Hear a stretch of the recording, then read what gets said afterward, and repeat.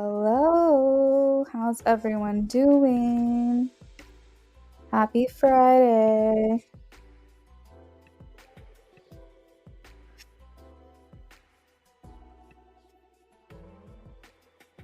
All right, we have a lot of questions tonight, so we're going to go ahead and get started. Let me grab my deck here. I know y'all have not seen me since Sunday, I think. I was off Monday and Tuesday. Wednesday, I did free readings on a community post, but I wasn't live. And then yesterday I didn't do free reading. So I know it's been a while since you guys have seen me. Everyone that's saying hi, hello, welcome in. Happy Friday. Thank you guys for liking. I have 18 people that have asked a question and only 13 likes. So those of you who are waiting for a free question, please make sure you're liking the live stream. It's the only thing that I ask of you.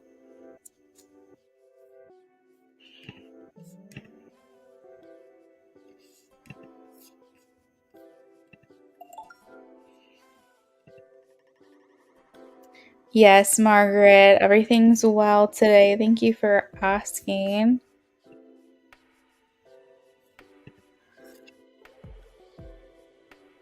It's already Saturday where you're at. It'll be Saturday in a couple hours for me. Just a reminder, guys, we are doing a free giveaway tonight. So one lucky winner will get a free reading, and we're almost there at this point. So if you haven't liked the live stream, make sure you do, because we only need like 6 more likes and then we're doing a giveaway. So definitely stick around for that because we should be getting there really soon. I won't be here Sunday. I'm usually here on Sundays. I won't be here. It's my husband's birthday. We're taking a 3-day weekend. So Sunday, Monday, and Tuesday, we will be off. So tonight and tomorrow is the only nights that you're going to be able to get any free readings from me. And tonight is the only giveaway night. So make sure that you're holding strong, you're liking the live stream so we can get that free reading done, and announced as quickly as possible. All right, so let's go ahead and get started. Shar says, will I enjoy the internship? Will Shar enjoy the internship? Shar, I'm getting a yes, Queen of Cups for you. Thank you so much. Make sure you stick around for the free giveaway. Will Christian Secret come out this month? Yes. For Mariana, I have the King of Pentacles. Amy, has Eli been around me lately? Yes. The Sun. Sophie, will my person come see me this year? No. 7 of Cups. 7 of Cups does feel like energy that could shift, though. So this could change, but I don't think so. Margaret, will I meet someone new at my new place? Yes. 4 of Pentacles. They're saying more likely if you socialize. I see that I'm getting some donations, guys, so I'll update the list in just a second. Nisha, when I move to my new apartment, will Gemini come visit me there? Yes. 7 of Wands. Is the Virgo planning on contacting me? Lisa, yes. 10 of Pentacles. Bria.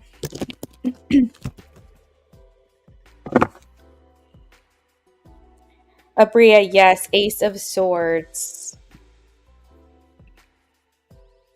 Please make sure you guys are liking. We only need 4 more likes, and we're going to be doing a giveaway for a free reading tonight to one lucky winner. Nat, hello, my future partner wants to have kids. Yes. I'm getting Queen of Wands. Hood Mystic, should I go to K this coming week? Hood Mystic, they're saying this is a choice of free will. The Lovers is here saying that it's a big choice for you to make, but it looks positive. So I would say yes, King of Wands and the Lovers. Galilea, am I the only one where here Cancer wants romantically as his partner?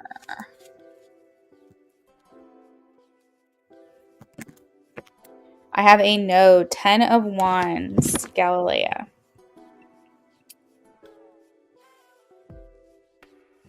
Rupali, will my boss Shurat send me my pending July pay of 200 within 3 days? No. 5 of Cups. Shar. Oh, where are you at, Shar? Hold on. I accidentally there we are. Will I enjoy working with the people of F&A department? I think there are some people you gravitate towards, but overall, I don't know if you really enjoy the environment there. I think you have a few close people, but I don't know if it's like everyone. So I'm gonna say yes, but like it's only in regards to a certain amount of people, like a few select people. Bria Chantel. Bria, I am getting a yes. 6 of Pentacles. Golden moment. Make sure, guys, if you're asking about other people, like third-party questions, make sure that they pertain to you specifically. They involve someone that you're involved with, or it's gonna help you make a decision on something. If you just want to spy on someone, that's not the type of reader that I am. So I just ask that you take some discretion with that if those are the kind of questions you're gonna ask. But if they pertain to you, I don't mind answering. Golden moment. Job opportunity this month. Yes, the Chariot. If you guys are thanking me for your free read, you're very welcome.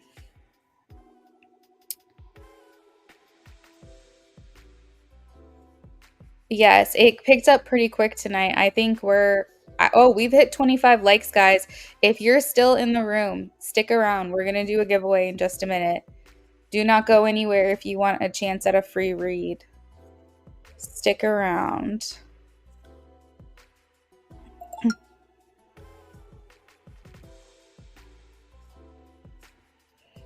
Shayna, hey friend.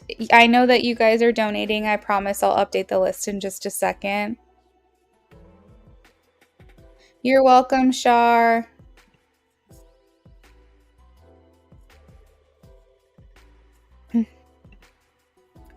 Thank you, Shayna.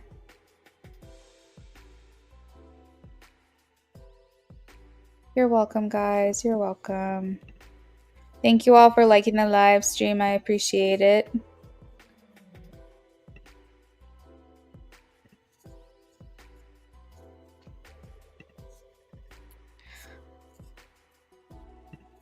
All right. This is for sisters. Sisters supporting Sisters Ministry, aka Rashima.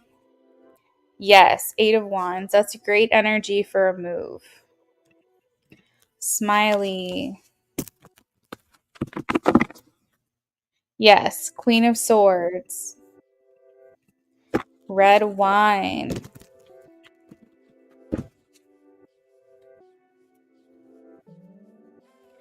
Yes, Ace of Cups.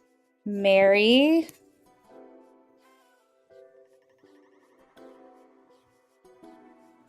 Yes, Knight of Wands. I think they'll really like it.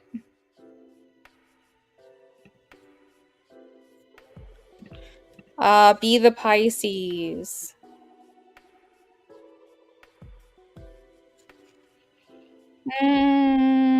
You're cutting it close with that time frame, B, but I think that that it's a yes. I do think that that can happen within that time frame.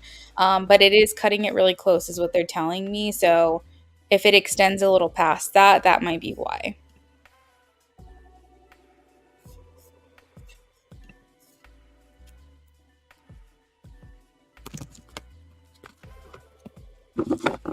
Shayna J. I have a maybe she's successful.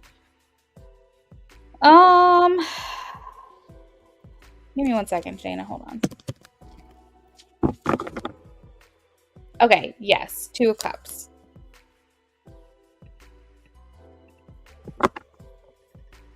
You're welcome, everyone.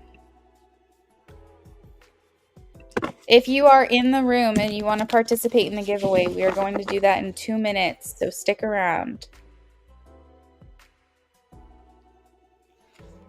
I have a yes, the High Priestess, IJ. Definitely. Princess. Yes, the world.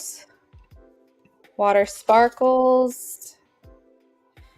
This is a maybe. I'm leaning towards a yes, though. Water sparkles. I'm gonna go with yes. Ashley.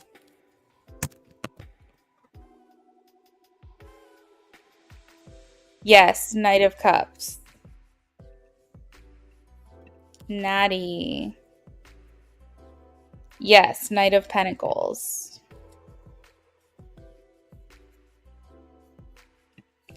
Wit. Yes, Wit, you can do your reading today. I actually have you on the list. You're second on my list tonight.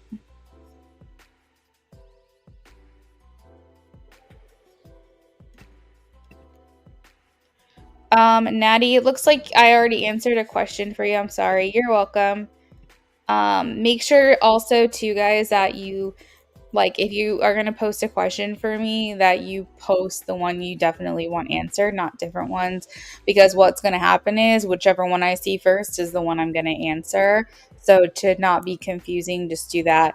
I know that some people will retract their comment and delete it, but I don't work out of YouTube. I work out of StreamYard, so the question stays posted in my chat. Even if you delete it, I can still see it. Unfazed. Yes, the star. Anna. Yes, judgment.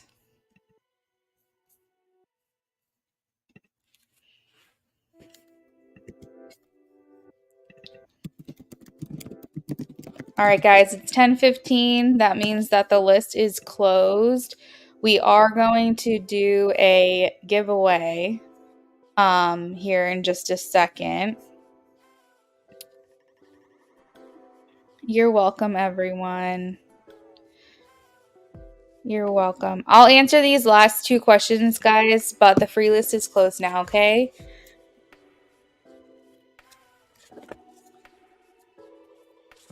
Sienna.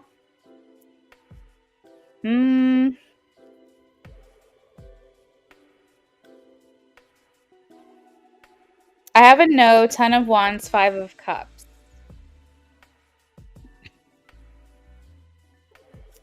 Wit.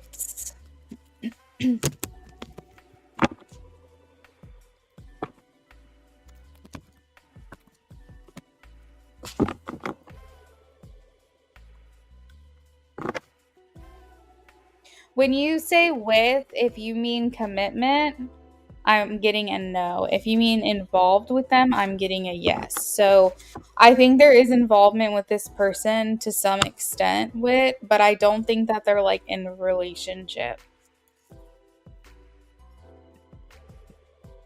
Maybe it could be working towards a relationship, but I don't know.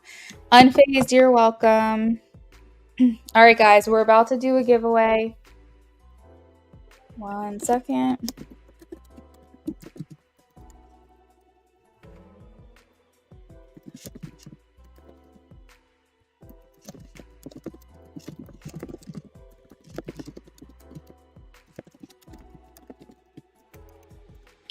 All right, giveaway time. Thank you guys for all the likes. I really appreciate it.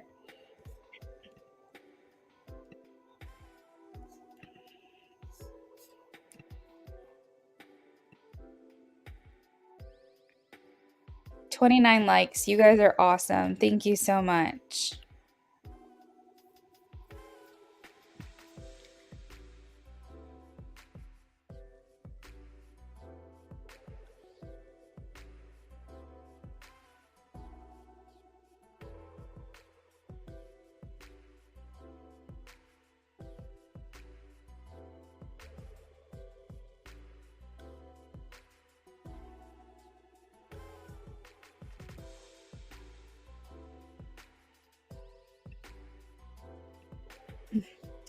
Lots of people participating tonight. Okay, let's start off. We have Golden Moment,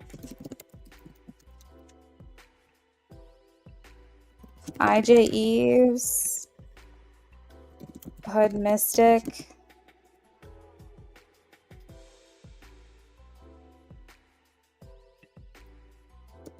Galilea, Amy, Nat,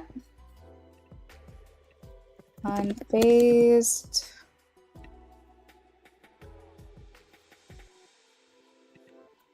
Shayna,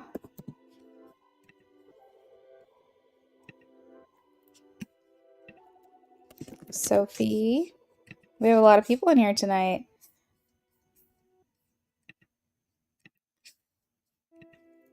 Smiley,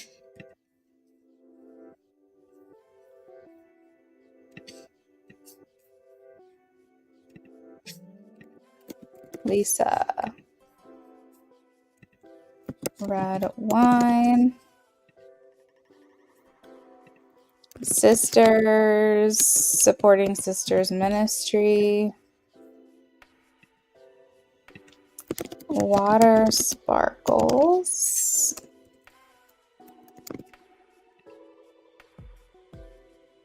James, Mary. All right, how many people is that? 1, 2, 3, 4, 5, 6, 7, 8, 9, 10, 11, 12, 13, 14, 15, 16. Nannies.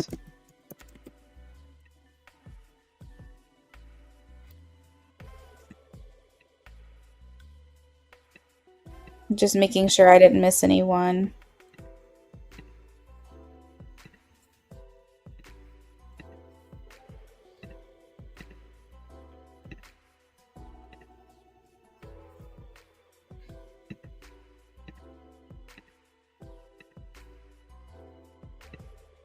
All right, I think I got everybody.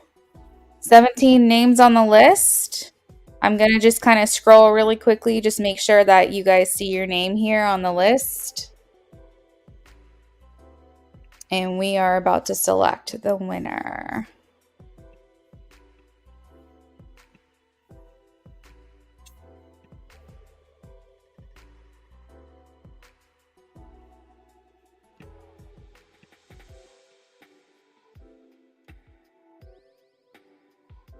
All right, good luck, everyone.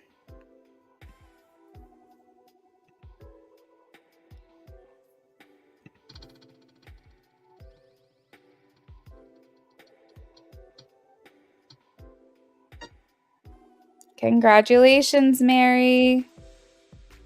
You are the winner for the night. We do giveaways at least once a week, so make sure that you're here for those. Mary, congratulations, friend. Thank you, everyone else who supported and always supports the channel. I appreciate you. We are going to go ahead and get started on donations. And Mary, I'm going to add you to the list. The only thing that I ask, Mary, is that you stick around for your turn. You do have to be present when it's your turn. So, like, if you have to leave or come back, that's fine. But when we call you, you have to be here. So just make sure that you're here for your turn. I am going to post the list in the order that we're doing the readings in just a second. So that way everyone can kind of see where they fall in line. But Mary, you have to be here to redeem. That's like my only request. Okay. Now bear with me, everyone, because now I have to update the donation list just so that way everyone can see where they're at on the list. All right. First up, we have Amy. She is a pre-order, so no one can skip her, pay to skip. Then we have Wit after that. She's also a pre-order, so no one can pay to skip over her. Let's see. Then we have Shayna J.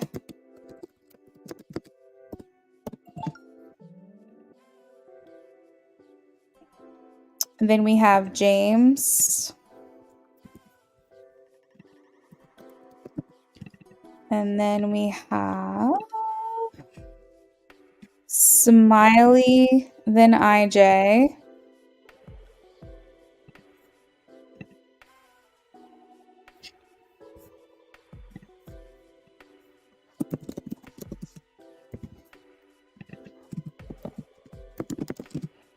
We also have our winner, Mary. And donations are still open for anyone else. So this is the order that I've got going at the moment. If you pay to skip, it's $5 to do so. Anyone can do it, but just know that you would be moved to the top of the list just after Wit. And Wit, I accidentally wrote White, but that's you. Because Amy and Wit are pre-order, so no one can skip ahead of them. If you're worried about being skipped, you can also pay $5 to hold your place, so no one can skip ahead of you if that's your preference. But it's not necessary to do that. As long as you guys leave your questions with me, I will do your readings, whether you're here or not. I just need your questions. So, for instance, Shayna J, I have your question. Ooh. And that's the only question that I have at the moment. Okay. Now we're organized. Everyone knows where they're at. Congrats again, Mary. Thank you guys for being so supportive of her as well. Okay, so this is for Amy. You're welcome.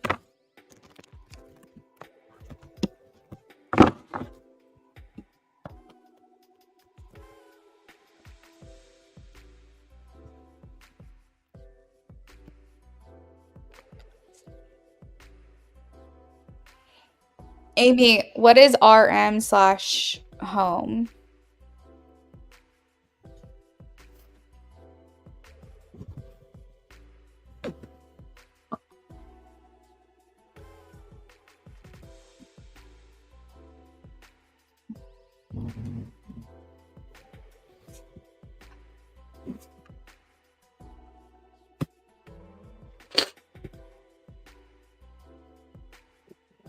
Oh, room. Okay.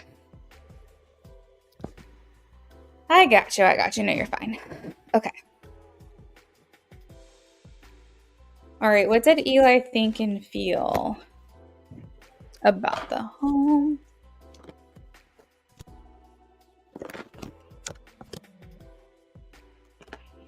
Your home gives off like a really peaceful vibe. I don't know if it's comfy, cozy for him, because I think he just felt like this isn't my home, this is her home. So I think he felt as welcomed or as at home as he could have, but like he felt out of place, I guess you could say, because like it was a place that he wasn't used to being. But he said that it had like a really good feeling, like peaceful is like one of the things that I feel is coming to mind. I think that overall, he just felt like it's clear. Like, I don't know how to explain this. It's peaceful. It's clear. There's no negativity attached to your home for him. I don't know if you guys just do a lot of like active things to make your house feel peaceful. But he felt like there was some kind of like protection. Everything just felt very clear and clean. I don't really know how to explain this. Again, it wasn't comfy cozy for him because he wasn't like familiar with it, but he could tell there was a good vibe there.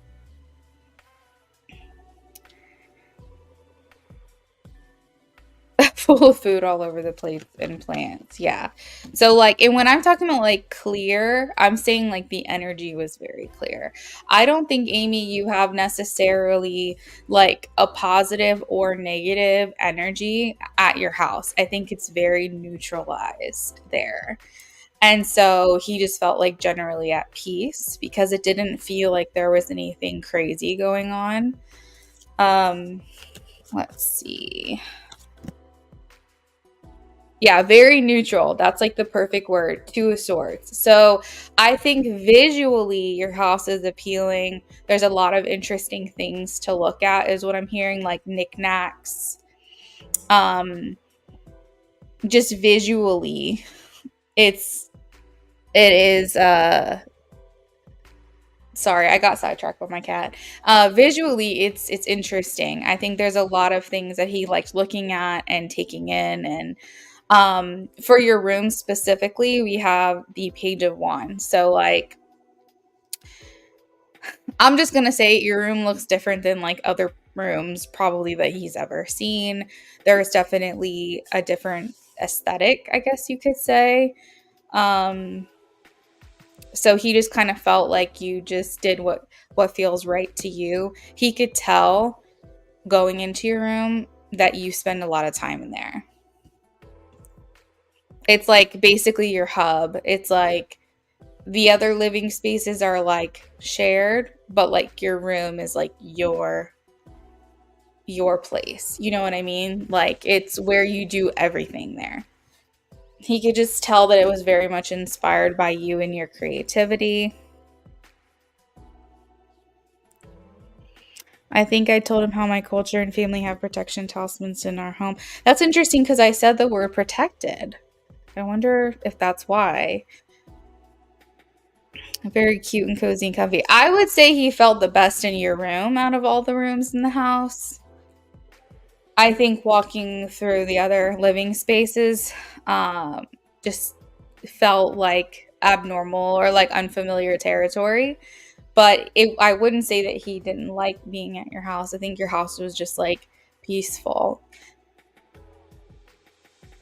Oh, that's sweet. So he was like making himself at home in your home.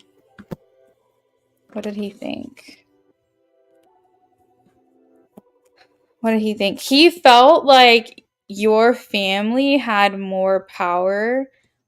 Like he's saying something about what you guys do that creates a lot of like personal power. So for example, I have the devil here, but the magician is clarifying it, saying that if anything like negative entities were to come around, like you guys had the power within yourself to, I guess, send it away or vanquish it. I think maybe a lot of the stuff that you do could potentially open a lot of doors to maybe certain things that you probably wouldn't want around. But I think that because it's ancient wisdom and I think it's things that are passed on, you're just essentially very protected. I think there's an inner power that you guys have and you always do things the right way. I just think that he would say it's very cool. It's different. There's a lot of things to look at and take in. They really made me feel at home. Even though it's not my home, I still felt good there. And like I felt very welcomed. There's something about the smell of your house though that's like different too. Like if he smelled like it's a smell that he associated with your house is what I'm getting, because you know how like different you can go into different people's houses and their houses smell different because you're not nose blind to what those people smell like. So I think that there's some kind of like I was gonna say aroma, or I don't know, he's just like showing me the scent, the smell of it was very specific.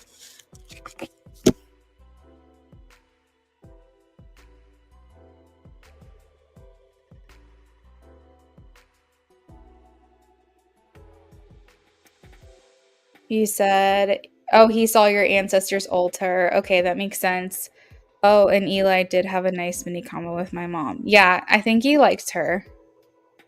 I think I was saying likes, but I do. I think he likes her. I think that he appreciates your mom even more so in the afterlife. And actually, that's what I was saying about you too, is that he appreciates you more now because he can see it all. My mom was really chill and he's heard me speak my native language. Aww, that's special.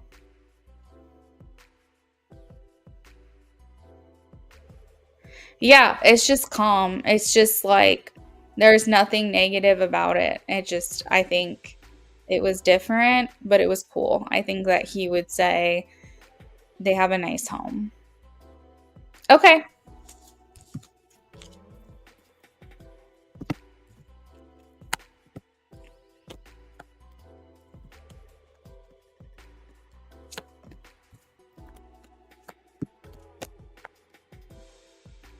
Wit, you are next on my list after Amy.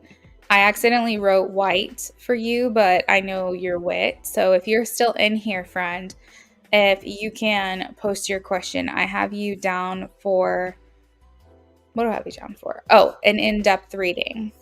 So just let me know what we're doing for you.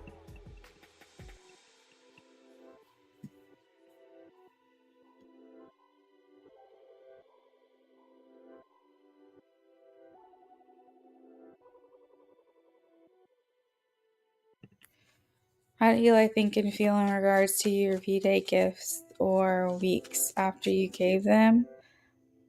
Oh, so like what did he do with your gifts? How did he think and feel? Okay.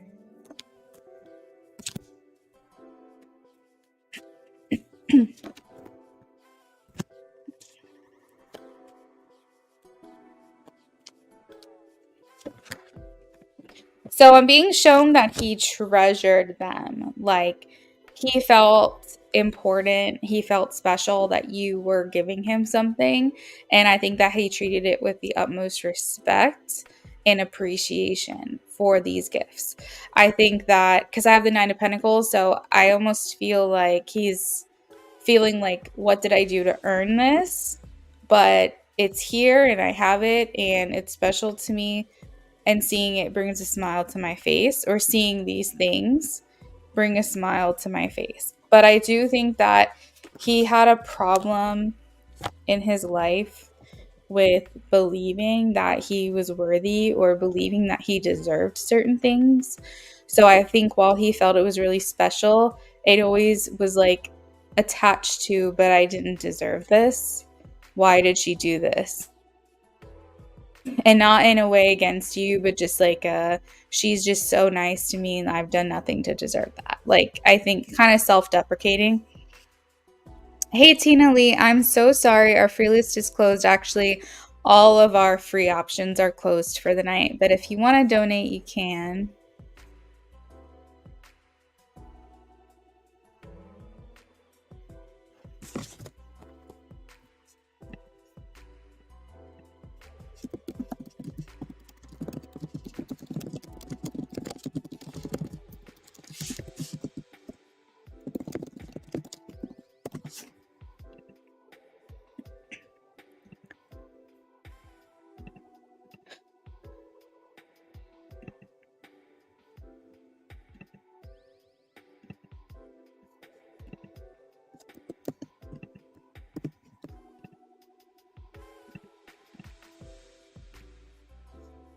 You're welcome, Tina. Thank you for joining us, though. I appreciate it. You said because I know a sticker I gave him, he placed it on his computer. Yeah. So I see him looking at one thing in particular, but with the Nine of Cups, or sorry, Nine of Cups. I keep saying Nine of Cups. Nine of Pentacles. Like, imagine if you were working really, really hard to achieve something and you finally got what you wanted. Essentially, he feels like he got something without earning it, but it's still special to him nonetheless. And he was treating it like a treasure, like he treasured these things, like he appreciated these things. He felt like a little bit, I would say, that you kind of like, because your gifts for him, I know, were very thought out. Like you were thinking to yourself, oh, this is something that he said he liked, or this is something that I think he would like. And you're always very particular about the things that you're getting for him. And so I felt like he was seen, if that makes sense. He felt like, you were treating him very special. Special is just like basically the word that's coming through. And I told him, I knew how much he loves Sonic, and so I got it. Yeah, no, totally. Like, that's exactly what I was saying, is that your gifts were very, very thought out and very, very in particular. Or very particular about the specific things you were getting him. Not a single gift that you got was just like oh, he might like this, let's just throw this in here. I think you put a lot of thought into these individual gifts, and every single thing it is that you got him clearly was because you have attention to detail. Hey, Chi Town Virgo, welcome in. I can add you to the list. I want to let you know that your donation size will get you a free yes no reading. So if you want to post your free yes no now, you can. If you wanted something more in depth, take a look at my description because I have pricing options there, okay? All right, let's see. Okay, Amy, actually, I have the Seven of Swords here in reverse, and it's saying that these gifts that you were giving to him, his conscience was coming clean, or sorry, his conscience was kicking in. So I think because he had nothing for you, he was like feeling really bad about this. Like, it was getting to him.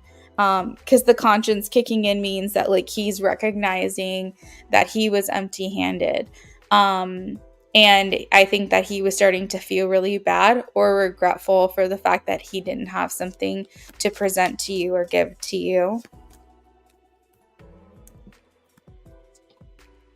And also, I think that maybe he felt like you guys weren't at a point to be exchanging gifts for Valentine's Day.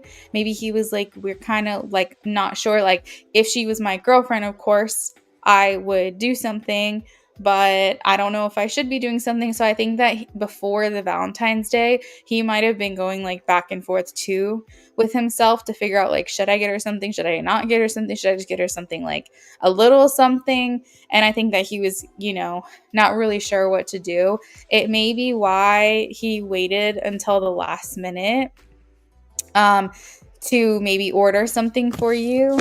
And that might be why you never got the thing, because obviously what happened to him after the fact. But he may have ordered something for you very last minute, or actually, Amy, he may have told you that he ordered something and waited until you were gone to order that thing, or maybe you went to the bathroom and ordered it online. Like, there was something here about how he wasn't as thoughtful and as like prepared as he could have been.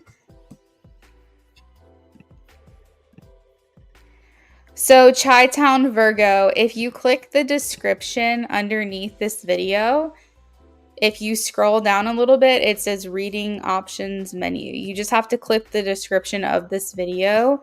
And I have options ranging from $5 to $35.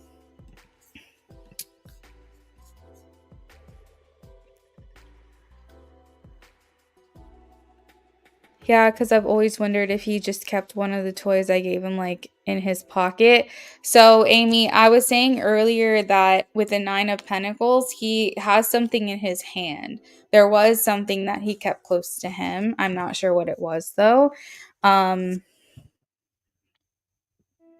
suppose I could take this picture literally. If there's anything you gave him, like maybe with wings or an animal or something, he might have kept that close.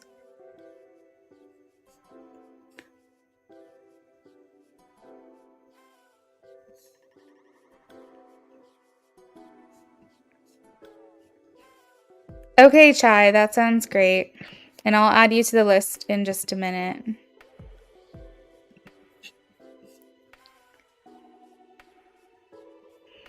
Yeah, that's like the main thing, Amy, is a little bit of remorse for himself for not like being more thoughtful and prepared to have something for you, because I think that it really got to him that he was empty-handed when you saw each other.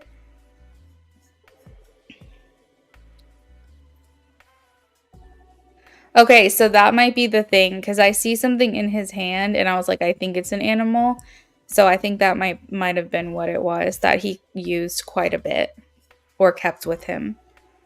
I know my husband has like a stress ball that he keeps that he uses at work. So he and for some reason I'm being brought to that memory. So he might have brought it to work with him or something. He can feel bad because he said he would get you something. Yeah.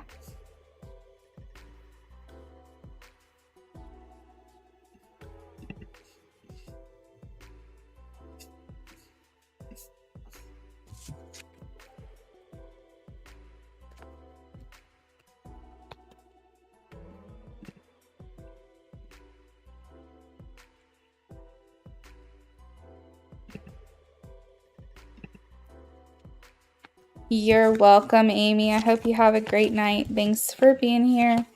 If you're still hanging out, then I'll say bye to you later. But if you're leaving now, just let me know.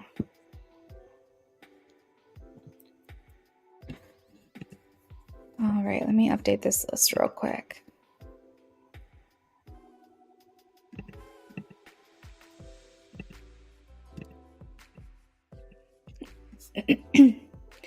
Okay, so Chi-Town Virgo, thank you, friend. So I have you down for an in-depth reading.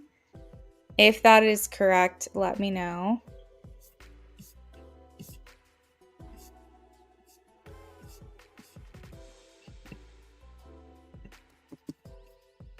Okay, perfect. So I'm going to put you on the list. All of the people that donate to my channel, they have a couple options. If you want to leave your question with me, you can, and you can always come back, for your reading. I keep you in line, like in order that, that doesn't change. If you want to stick around, that's like probably the best option, is just to be here when it's your turn. But I understand, like, if you can't stick around, I don't expect you to. If you have to leave for whatever reason, just leave your question with me in the chat and I'll do your reading regardless. Then there is a third option that you can pay to skip the line and jump ahead, so that way you can be at the top of the list. That is $5 to do that, and it's not necessary. But I don't think I've done a reading for you before, so I'm just letting you know how it goes over here. I do try to be very mindful of the time, but I don't like being rushed during my readings. So this is why I have multiple options. So that's up to you if that's something you would like to do. And if not, then we'll just see you when it's your turn. Okay?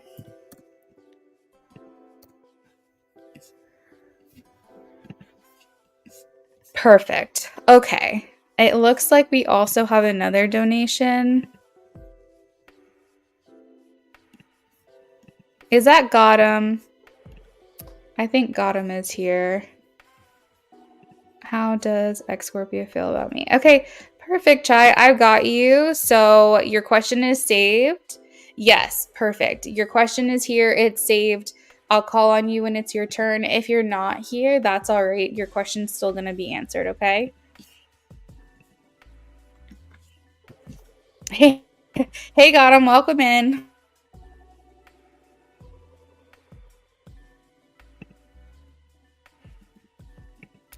All right, I'm adding you to the list. I have you down for a mini reading.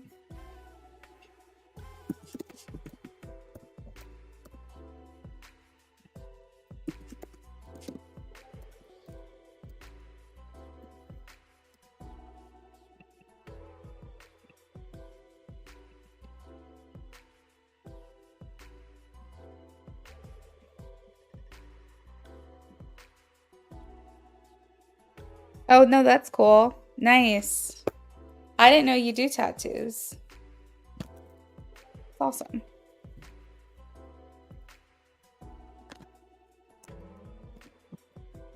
Yeah, Amy, that's a good piece of advice.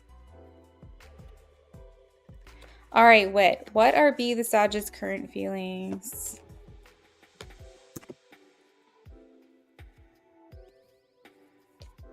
For Whitney the Scorp. Right, let's see.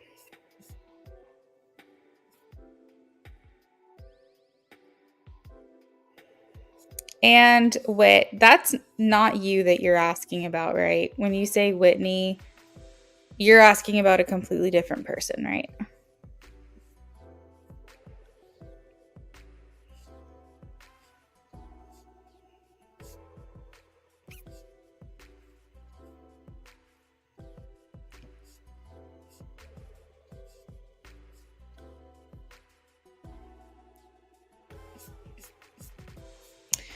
Um, let's see. I do have the Ace of Cups here.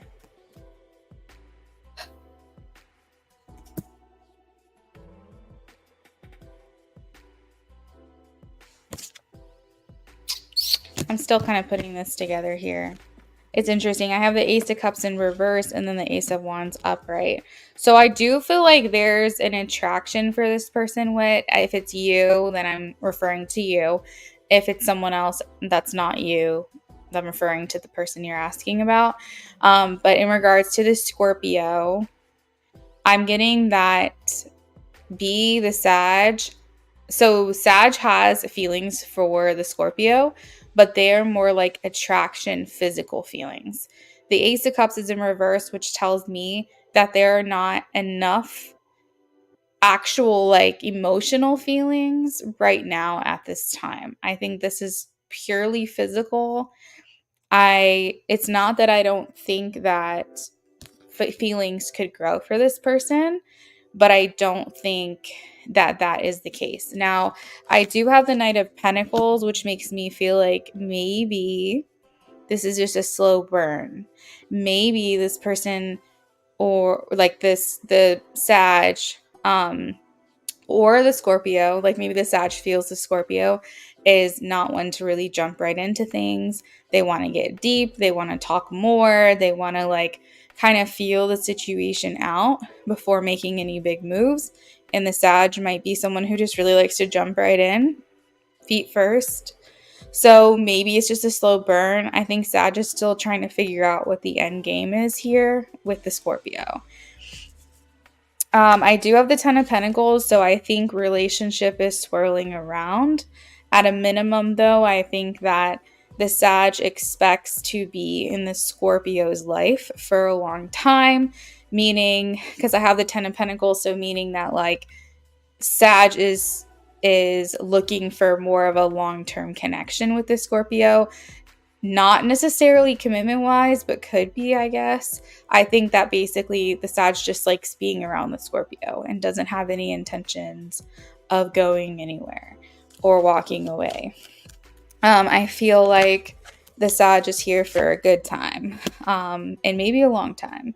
I think that there are a lot of opportunity, or a lot of potential, I should say, for the Sag to develop feelings for Scorpio. I am seeing that here. I just don't think that has been played out yet. Um,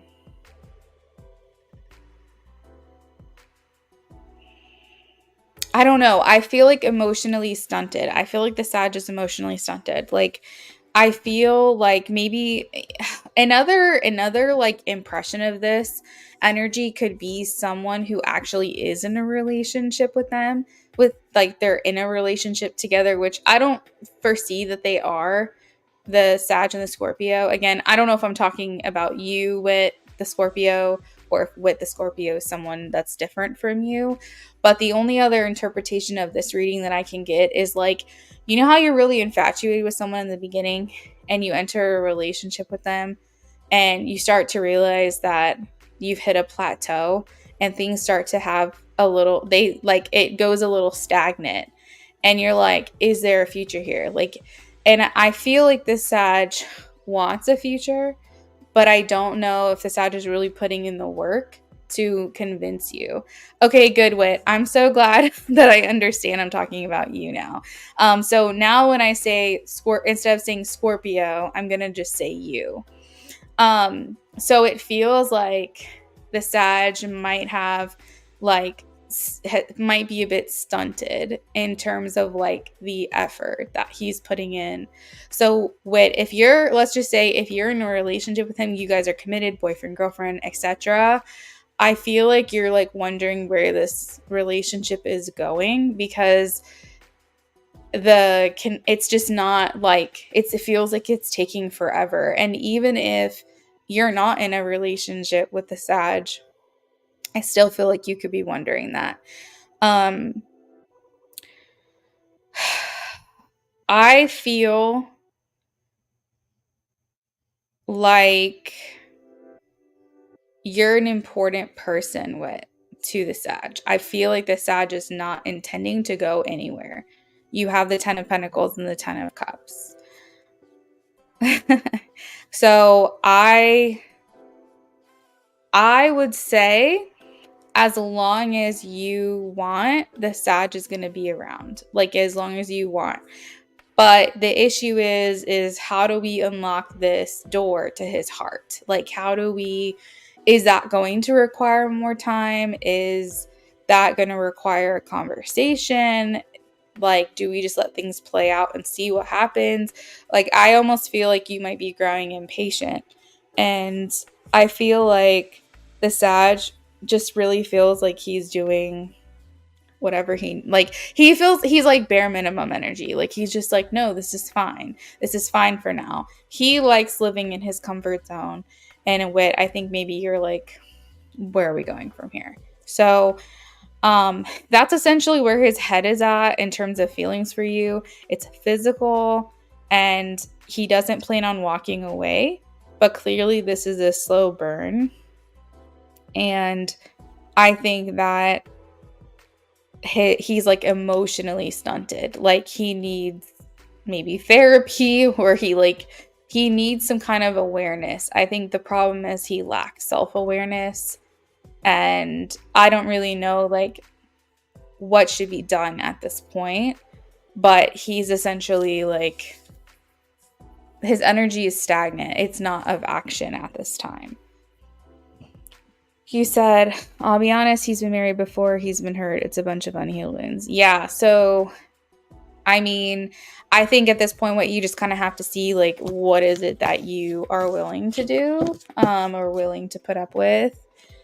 Sometimes it requires like a direct conversation. So if that's not something that you have had with him about this, like, where do you see us in a year? What does the future look like for you? Am I in it? What are we doing? What's our life look like? That might be a conversation that's needed just for you to get some clarity. And sometimes you think you have the answers, but you don't, because you guys haven't had that conversation. So I think just getting inside his head might help give you better insight too. And if you have had this conversation, then you might have a better idea of like how you should move forward in this connection, because I foresee you waiting around for a while. I think he's very comfortable where he is.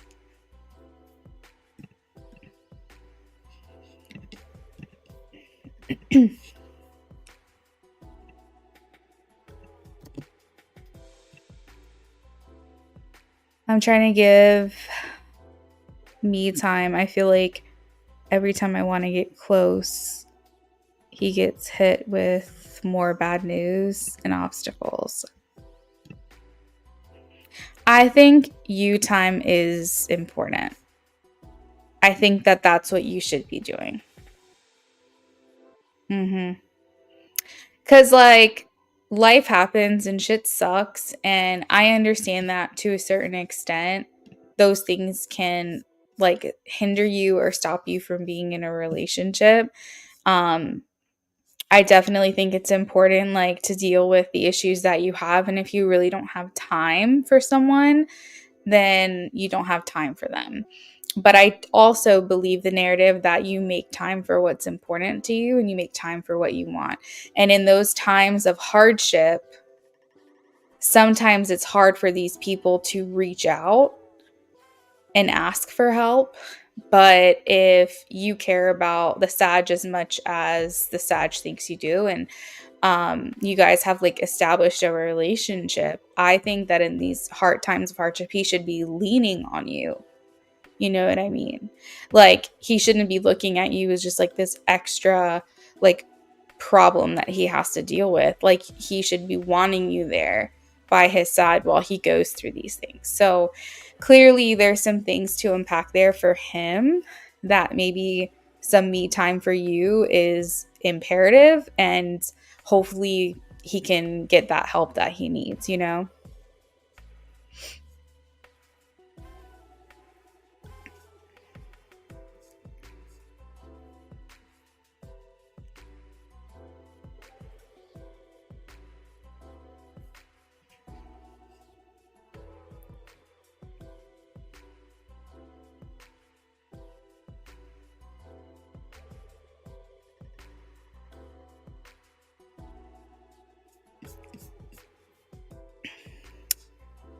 I'm trying. No, I meant to say him. I'm sorry.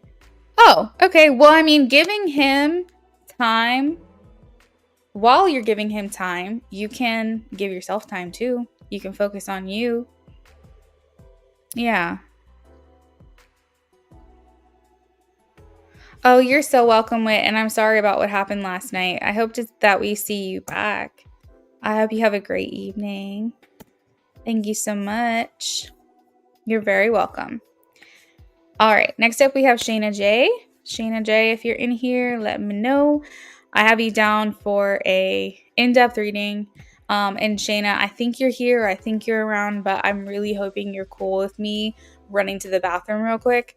I ate some watermelon before I started this live stream. And I'm like suffering for it right now. Wit, have a good night. You're welcome. So Shayna, if you're in a hurry, I will hold it and I will do your reading, I promise. But if you're like, it's cool, run to the restroom, then I'm gonna take you up on that. Okay, I'll be right back. I'll be as quick as I can.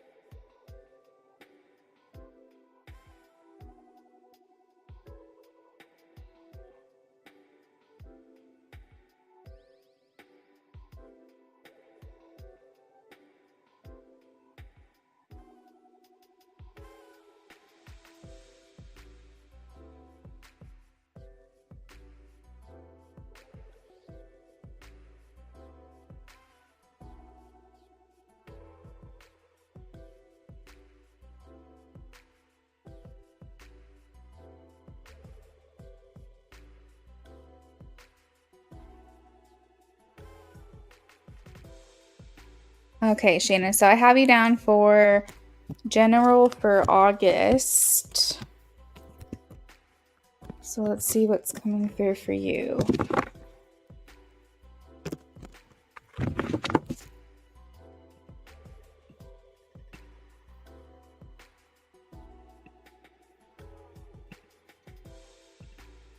General for August.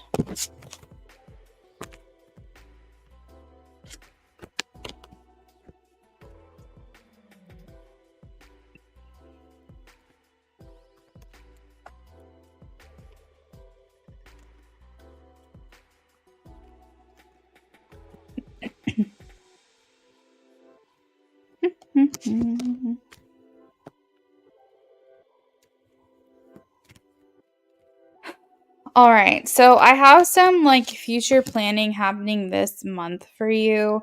Maybe like buckling down or getting more serious about like what's to come. This could be in regards to budgeting. It could be in regards to making like a 1 year, 5 year plan. Sometimes the Three of Wands talks about travel. So if there's anything there with that, but essentially, I feel like you're just because this is the card of foresight. So you're really having to make decisions, maybe some things that maybe you've been sitting on for a while that you're like, I think I can push that off, or I think I can wait, or I think I can procrastinate because I have the Two of Swords here. So this can talk about like difficulty making decisions or feeling on the offense and not really ready to take the plunge on certain things. But I think that in August, I'm getting more like in 2, 3 weeks, I would say. So maybe like more towards like the end of August, mid end of August, that is when you're going to be starting to think of these things. You're going to be like, okay, what do I want things to look like? How am I going to go about making that happen? Maybe just buckling down or getting more serious. And again, this is something that you've been procrastinating. Like, I can't be more clear about that.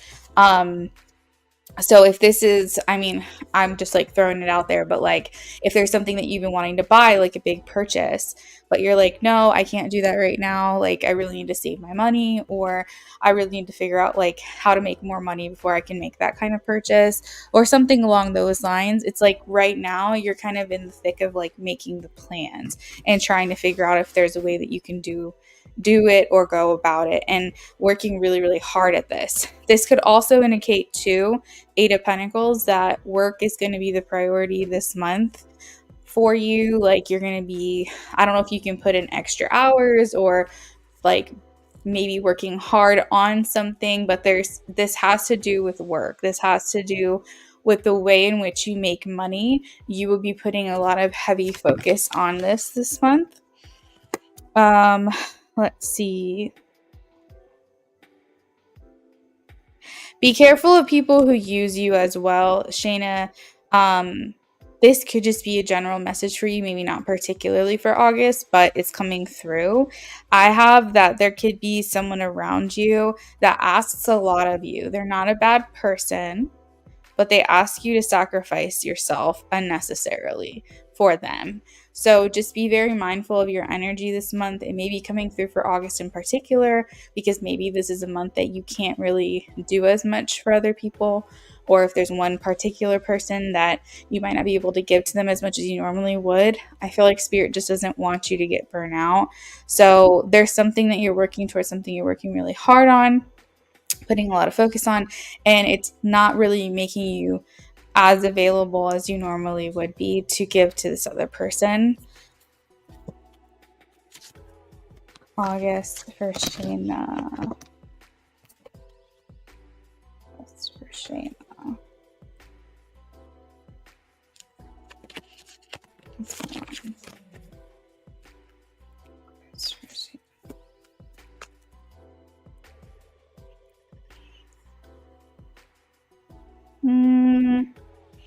I think they want you to be very mindful of your mental health this month as well.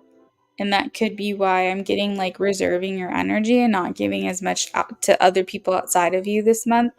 Um, because the Four of Cups is here, and a lot of times that can deal with like it's and I'm like trying to figure out how to word this, but like it's very easy to kind of fall into a rut or get into a negative headspace. And I don't feel like that's common for you. But I think that if things are hard for you, or if like you work like for another company and you're bringing work home, or if life is just really stressful for you right now, I think that your threshold or your tolerance for your stress is very, very low. And so I think they're just saying, like, be mindful of your mental health, because when we're tired or we're exhausted, we're drained, we're overextended, like our thresholds for handling things becomes very, very low. We find that we're more emotional than we normally would be. We find that we are like more irritable or more angry or whatever, just because we are pushing ourselves to the limit and not able to really handle things the right way because we're so overextended in other areas. You said new job has me locked in for sure. So much to learn. Okay. So yeah. So I feel like Spirit is saying like, and also don't be in the YOLO side of things as well. Cause like the Four of Cups can talk about like fear of missing out, or, not YOLO, FOMO. I'm so sorry. FOMO. Don't let that get to you. So like if you see other people doing stuff, or like your family is like, oh, we're getting together this weekend, and you're like, God, this weekend I was just going to stay home. I was just going to chill. I was going to relax. Still do that. Still chill at home and relax. Don't worry about going to this like friends outing or family get together. Like, don't worry about that. You're not really missing out on anything. And what's important is for you to prioritize yourself and your own health this month. So don't let like the fear of missing out on certain things, like you're not gonna regret staying home. You're not going to regret taking care of yourself, getting things done around your house, or just couch rotting for the weekend. Like, I think that you need to give yourself those times to decompress, because otherwise, like, it might be a very hard month for you. And I know that you said you have a lot to learn. I think towards the end, I think right now you're just like very much consumed in August, where you can't really think about other stuff right now. But that's why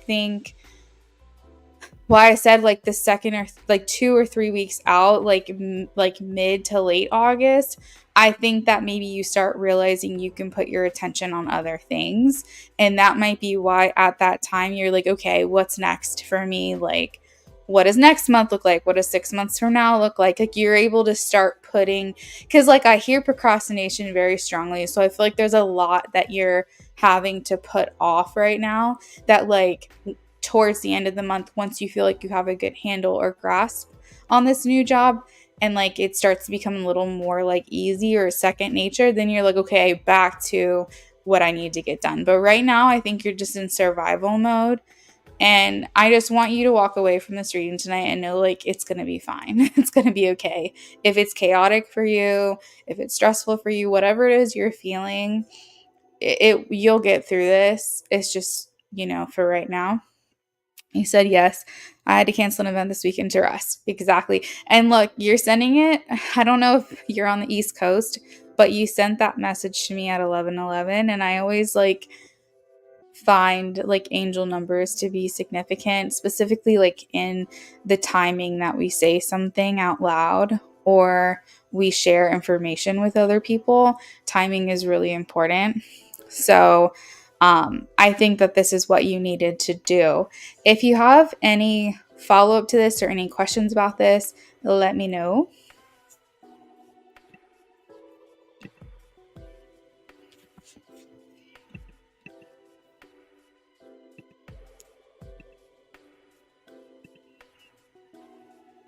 Hey, James. Welcome in, friend.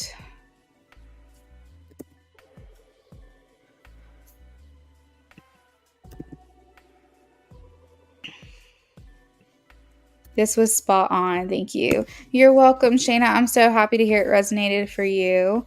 I hope you have a good night.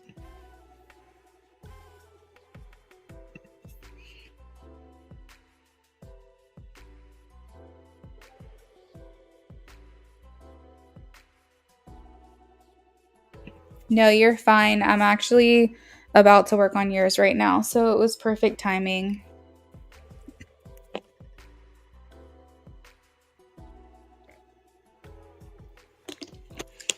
Was it really got him? Oh, that's so funny. Yeah, like I think it's important to pay attention to them. Like if you're saying something to, I don't know, like if I'm in the kitchen and I'm talking to my husband and I'm like, I finally made a decision on something, and then I look at the clock and it says 11:11. I'm like, you know what? I feel like that was just confirmation. So I don't view angel numbers necessarily as like the answers to the universe, but I feel like timing is everything. And I feel like if you say something and you're someone who's very self-aware and you notice like patterns and things like that, those moments can be really powerful. And like I don't think that when we say something it's just for no reason. I think everything happens for a reason. So I think that it's more like confirmation, you know. You did 11:11 and 222, 444 and 777. Awesome. I love that. Yeah, I my husband and I actually got married. Um well, let me backtrack. We got into a relationship at 11115. So it was November 1st, 2015. So it was like 11115. You were going to write it out. And then we got married on our same anniversary day, but in 2024. So like 111's like a super powerful number for me.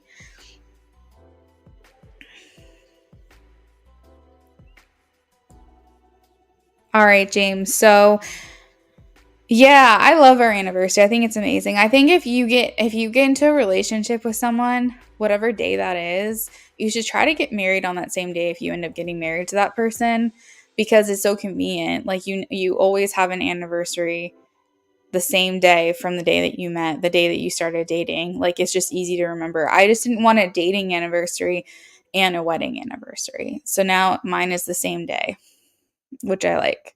I do have a different wedding day, but my legal marriage is the same day as our dating anniversary. So that's all that matters to me. Channel messages, love to. What will become of Patty and I if I date someone else? How will I meet my next girlfriend? James! I cannot believe you are asking that second question. I'm proud of you. I know that you're not quite there, or maybe you are. You can tell me, but like just the fact that you're even swirling around that question right now is huge. So, congratulations to you for getting to this point to ask a question like this. Okay, so let's do channel messages.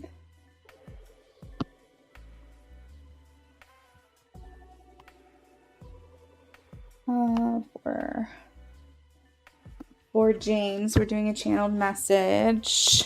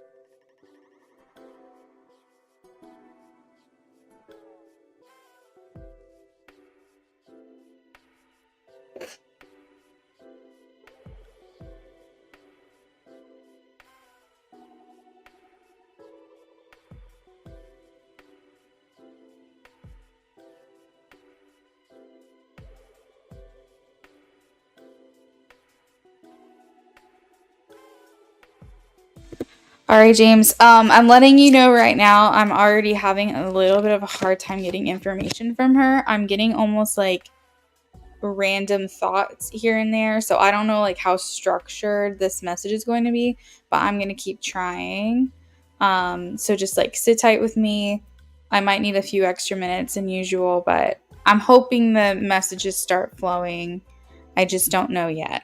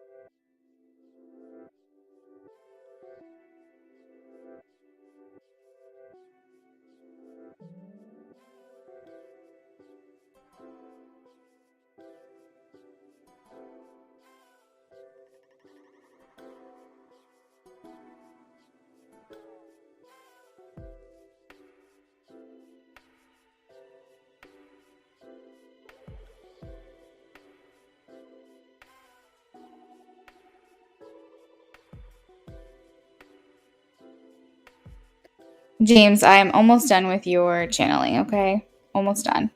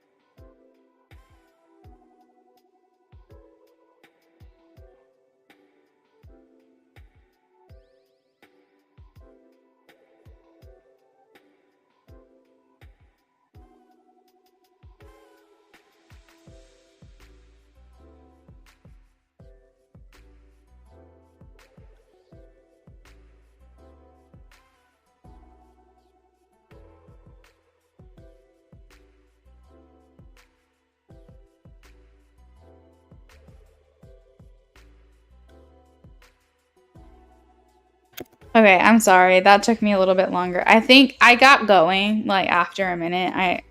It could have just been me, but it just felt like I wasn't pulling a lot of information. I was like, "Oh no, where is this going to go?" But it started flowing like about halfway through. So,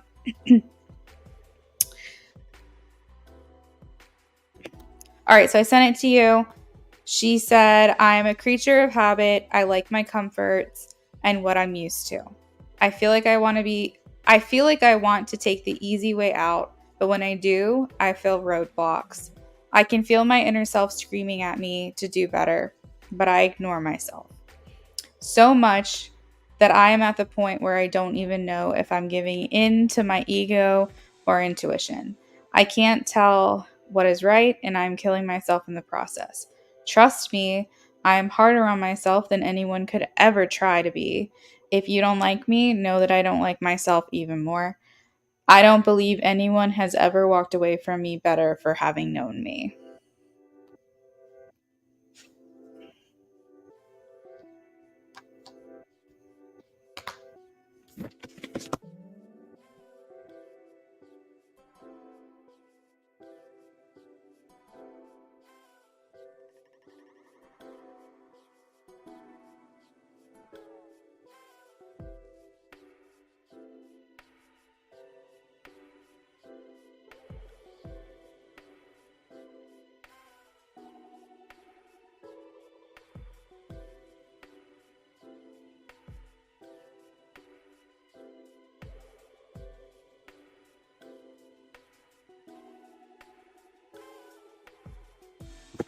All right, we're going to do your love option 2 now.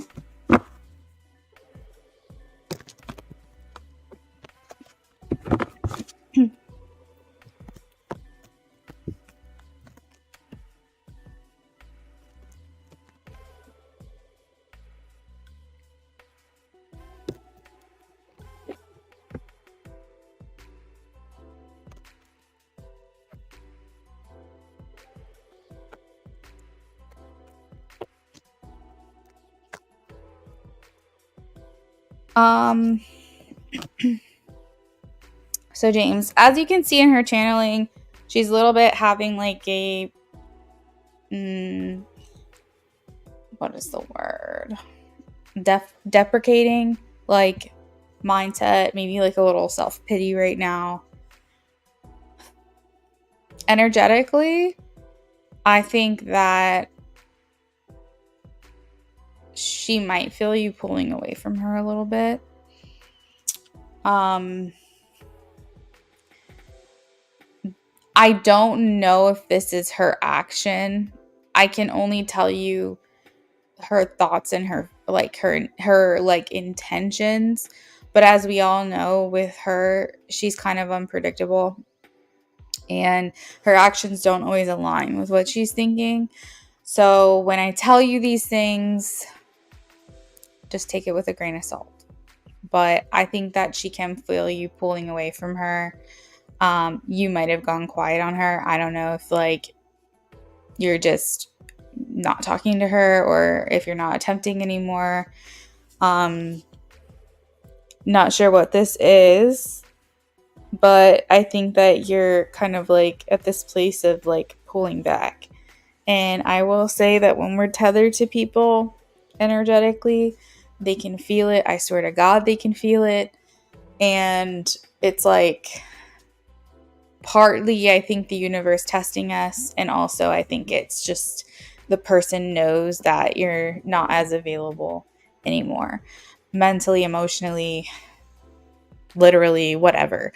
And so when I look at this reading energetically, it feels like she has intentions to come back. It feels like she has intentions to come back around. The Six of Cups is of reconciliation. So I feel like this is kind of putting her in a place right now of well, I don't know what he thinks of me. I don't know what he's feeling. I don't know if he's mad at me. I don't know if he still cares about me. And I think that she could be a little bit unhinged right now, just doing really unpredictable shit. So with that being said, I think that this energy of this reading is one of, I'm going to see if I can swindle James back into my good graces or into his good graces, basically. How is he going to receive me? What is he going to say? How's he going to feel? It could be a little bit calculated, honestly, in the way in which she's going to approach you, because she's probably going to try to do things that make you not mad at her. So I feel like she's kind of making plans right now, James, to communicate with you again. As we all know, like I said, she's unpredictable. We don't know exactly what she's going to do and if her actions will align. But I am telling you right now, this energy is I'm coming for James. I'm going to communicate with him. I'm going to, I don't know, she might try to do something hey, J-Moon, thank you so much. I'll add you to the list as soon as I can. I feel like she's just plotting right now. She's strategizing at the moment. And that's kind of what's going on there. J-Moon, I did get your donation via PayPal. Thanks again. You are going to be after Steve. I posted the list a little bit ago. So if you want to scroll up and just kind of see where we're at, we're working on James right now. You're very welcome. I'm not getting that there are any blocks or influences at this time. I'm getting a no with the Five of Wands, but the Five of Wands energy is a little bit conflicted. And the overall energy with the Ace of Swords is victory. So I don't know if you feel victory because maybe you're starting to feel the ball's in your court, or you're getting the upper hand and feeling that, you're not letting her make all the choices. You're standing up for yourself. But this could also be her energy of trying to win you over. So let me know if you have any questions about this.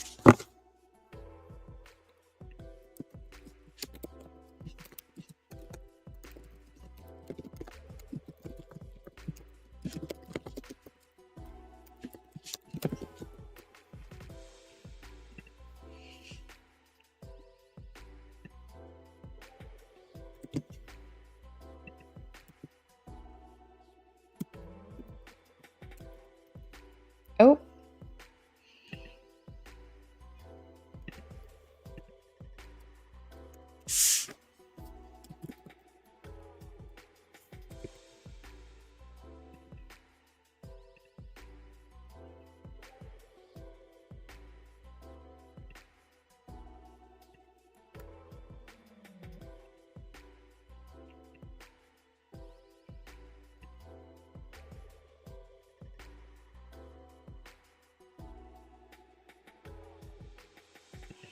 All right. So I don't think you have any questions, James, on that. So let's move on to your BOGO. You're welcome, Chai. Okay, I'll update the list.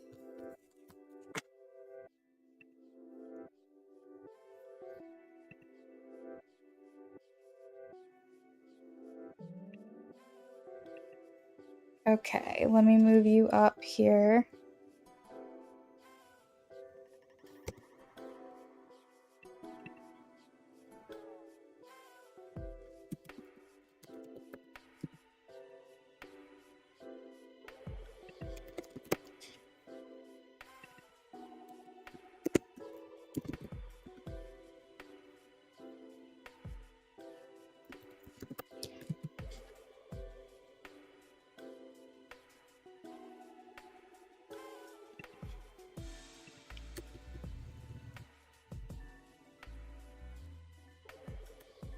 All right, that is the order now, guys.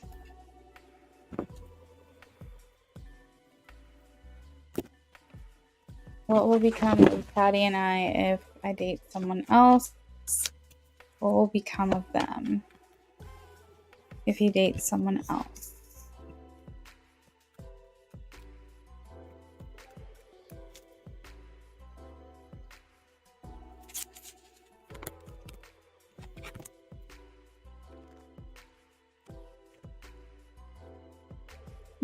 You'll have a breakthrough with Patty. I have specifically like you guys will have like a moment, like a heart to heart. I think where she might apologize to you to bring about some type of healing in your connection. I don't necessarily know she's going to give you her blessing, but I think that she's going to feel safe to tell you how she feels about you because she knows that you're not any longer available. So I think the problem with Patty is being honest when you're free to date her because she's messed up like that in her head.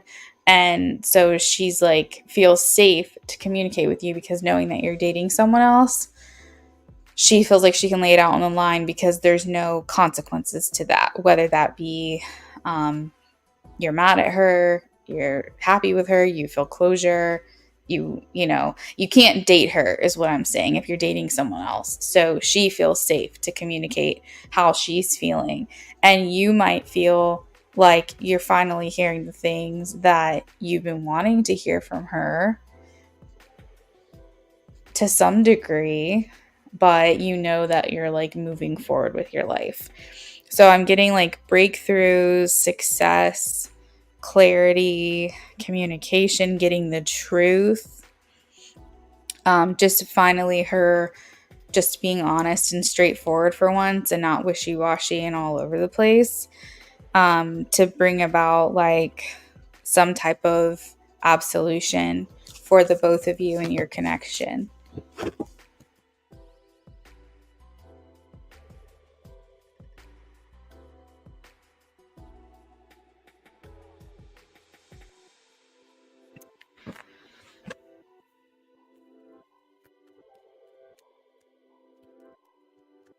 I think it is going to make you question, James, whether or not to remain single or enter into the relationship. I think what's really going to help her honesty and her truth come forward is if you become officially in a commitment with someone, or she can tell that it's getting serious with you and this other person, even if you're not officially like in a relationship or in a commitment. I think when she sees that you're like not available anymore because you're really taking this next connection very seriously, then she might have this conversation with you.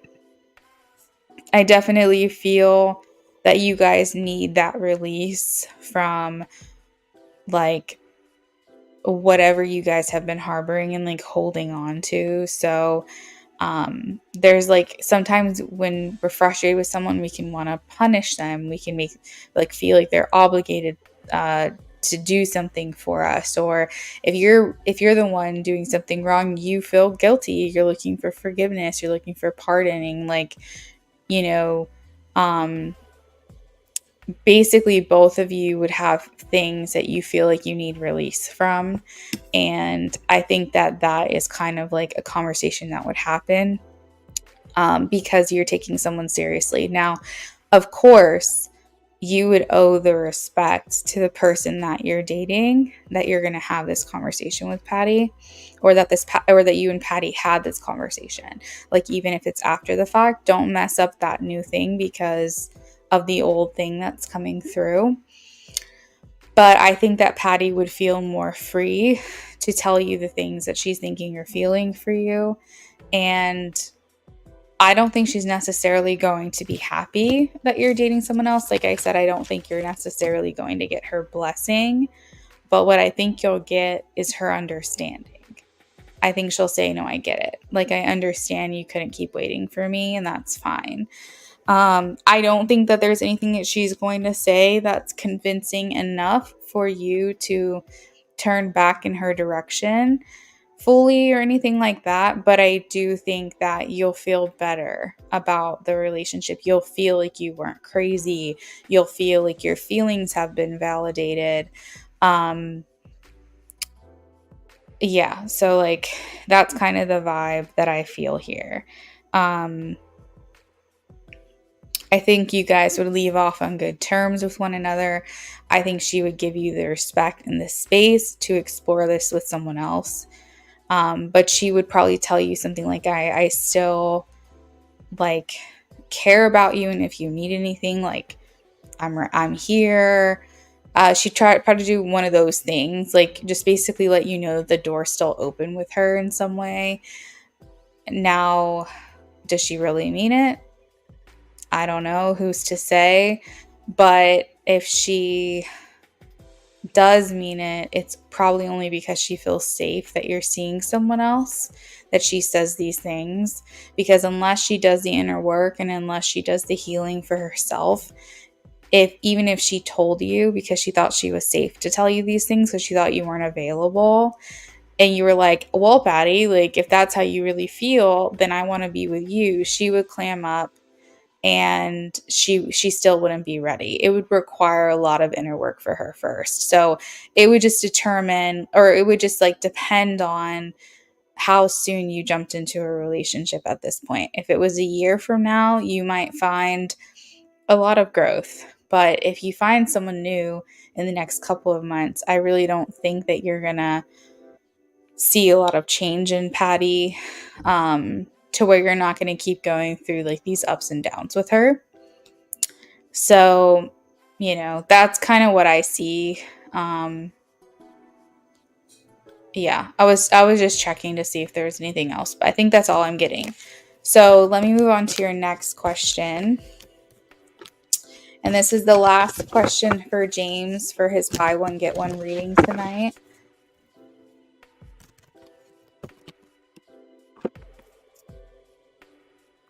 How will he meet his next girlfriend? How will he meet his next girlfriend? So I have the 3 of Cups and the 7 of Wands. And what that's telling me is, James, is that you get spotted, or you spot this girl on a night where you aren't looking. Like, I don't think you're looking for this girl. I think somehow you guys meet. I think it's basically like you going, I'm not really looking for anyone. I'm just trying to do me. Like, I'm not really focused on meeting anyone. And then, like, boom, she lands in your lap. Like, not literally, but maybe. And I feel like it could be like out and about in a public setting, because I have the 3 of Cups. But I really do think it's almost like, because I look at the 7 of Cups kind of like you're like fending, like, what is it called? Fending girls off. Like, you're kind of like, no, not interested, like, stay away, don't ask for my number. You're kind of giving off that vibe of like, no, thank you, like, I'm not really looking kind of thing. But I think this connection forms very unexpectedly, and it's during a time where you're kind of like, I'm not really looking, but it just kind of happened that way. So I think it's a night out or a day out. It's in public when this happens, but it's a fun outing. So whatever you think would be fun to do in public, that's what I'm getting. So if you find like mystical events and like metaphysical events to be exciting and fun, it might be there because there's a lot of people around. If you find going to festivals fun or going to concerts fun, it might be there. It's not something daunting, I don't think. I really don't think it's something like the grocery store or something kind of boring and menial. I think this is something that you're out doing, having fun with. So, but yeah, I think you're not looking. We have the Nine of Wands. You're like actually very guarded, and it's not because you don't want to be welcoming. It's just that you're not ready to invite that kind of energy into your life. You're kind of just like trying to keep your guard up. It's intentional the way that you're acting and the way that you're thinking. It's not that you don't want a girlfriend. It's just that I think you kind of are enjoying kind of doing your own thing and being your own person, and whatever, maybe some residual feelings for Patty or whatever this is. But it feels like to me that you kind of got your guard up. You're kind of not cynical. It's not cynical or skeptical, but you're just cautious. Yeah, cautious. That's a good word. You're just keeping an eye out. I do have the Two of Cups here. So whenever I see the Two of Cups, I always think this is a really good match. I feel like this person might be like more your speed, maybe more what you're looking for. I do feel like with Patty, it's a consuming kind of love, but it is also like pulling teeth. And I feel like this person comes in very naturally, easily, simply. I think you're going to be very surprised at how seamlessly this person kind of falls into your lap. I keep saying falling into your lap. What does she literally fall into your lap? Does she like fall over and like you catch her or something? But how things fall into place, how effortless this connection is, and how easy it is to fall into place. So that's essentially what I'm getting for your second connection. I'm seeing it could be at a wedding, James. It could be. I'm just seeing people kind of like dressed up. I don't know if you go to like medieval events or anything like that, but I'm kind of seeing like flower tiaras around someone's head. Like, do you know what I'm talking about? Like those flower crowns, look, maybe like period wear, period pieces, or some kind of like gown or getup that you typically wouldn't see on a daily basis. So either it's dressing up very fancy or in different style of clothing, something along those lines. But I think you guys kind of just like hit it off like very easily, very quickly.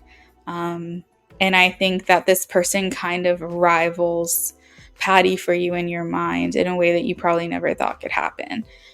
So that is what I have for you, James. I hope you enjoyed your readings with me tonight. We have Chi-Town now for an in-depth reading.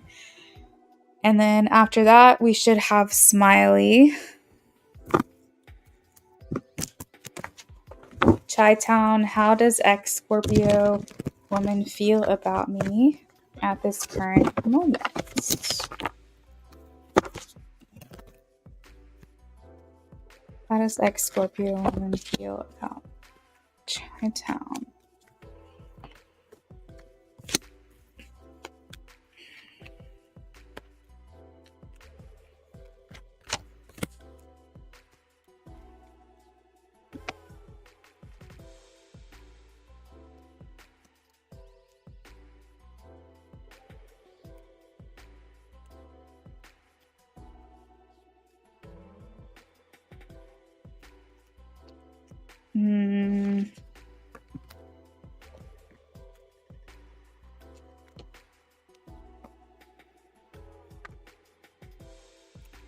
So Chi-Town, ex-Scorpio,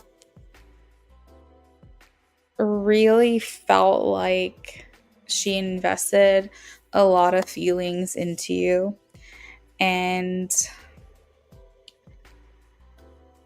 I feel like she saw a future with you. I feel like she, like, I don't know, she might even thought at one point y'all were gonna like be life partners or like marriage or something like that. But I feel like she put a lot of what she perceives to be a lot of like investment in you, and um, a lot of emotions invested into you as well.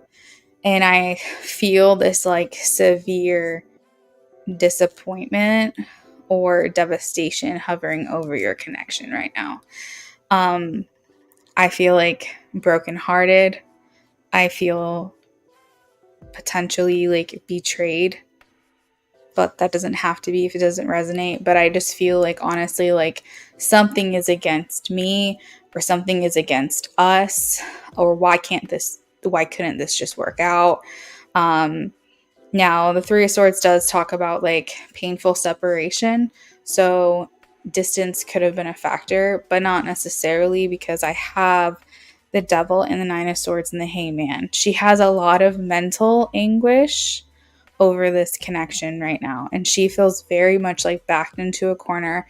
And I almost feel like whatever happened between you guys, like she or like maybe you, I'm not really sure, but like somebody here, and I'm leaning more towards her, felt like they had this connection had to end, like like we had to break up, and I didn't want to. Like, this was not my choice. This didn't feel like, but I felt backed into a corner. Like, I felt like I had to make this decision, and I didn't want to. And I feel like she feels trapped, and I feel like she feels stuck, and I feel and again, if any of these emotions I'm pulling have to do with you, that's okay. You can confirm that, because sometimes the energies get mixed. But I feel like there's just a lot of disappointment. So either you let her down or she let herself down, but there is this feeling of heavy disappointment. And the Devil is here, so there could have been some actions taking place. Good, Chai, I'm glad it resonates. There could have been some actions taking place that, like, we let ourselves be weak. Like, we let ourselves be weak, and we just kind of gave in to what we felt like we wanted to do in the moment. So this could have been about priorities. Maybe you didn't prioritize her, or maybe she could have not prioritized you. Again, it could go the other way too. But I feel like I'm not a priority. I feel like what is this? Like, I let like something get the best of me, and like because like the Devil talks about instant gratification. So like whatever feels good in the moment, whatever it is we want to do, I feel like there was just someone was let down here. And it's because of like potentially a split second decision, like something we didn't really think all the way through. But if we did think it all the way through, we still did it anyways. And the Devil is like our weaknesses, it's our crutches, it's bad habits, it's negative thought patterns, it's addictions, it's infidelity, it's attachment styles. It can be like, in certain cases, it can be abuse. Like, I'm not going to categorize you. Okay, third party. Okay, that makes sense. So like the infidelity part makes sense to me then. She betrayed you and still hurt from it found. Okay, thank you so much, Chai. I really appreciate it, because I didn't know like what energies I was picking up on, but I was like, I know that I'm picking up on the right energy. I just didn't know who to assign it to. I am really sorry that she did that. There is like no excuse, in my opinion, for that. whatsoever. I absolutely think that if you're going to do something like that, the relationship needs to come to an end first. I always say that um, being betrayed by someone like that in a relationship is very, very hurtful. And even if it's more like an emotional involvement, or it could be a physical involvement, or whatever it is, it's like if you're not happy in the relationship, repair that. And if it's irreparable, then have that conversation. Um, but I know that feelings are complex and I'm not going to judge, but I am sorry that that happened to you. Um, that's really tough. And I definitely feel like a lot of heartbreak here. I think this is probably something that she regrets. And there's a lot of like mental anguish over the situation. This feeling of being trapped. Like, we can't go back, but how do I go forward from this is kind of there in the question. Um,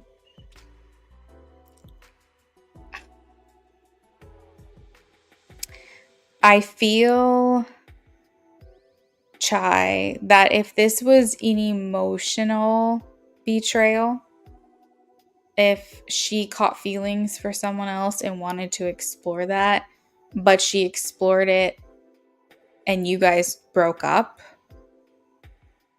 I think there's a more likely repair there than if she actually like outright cheated on you during the relationship. So I feel both would be hard to come back from, honestly. I really do.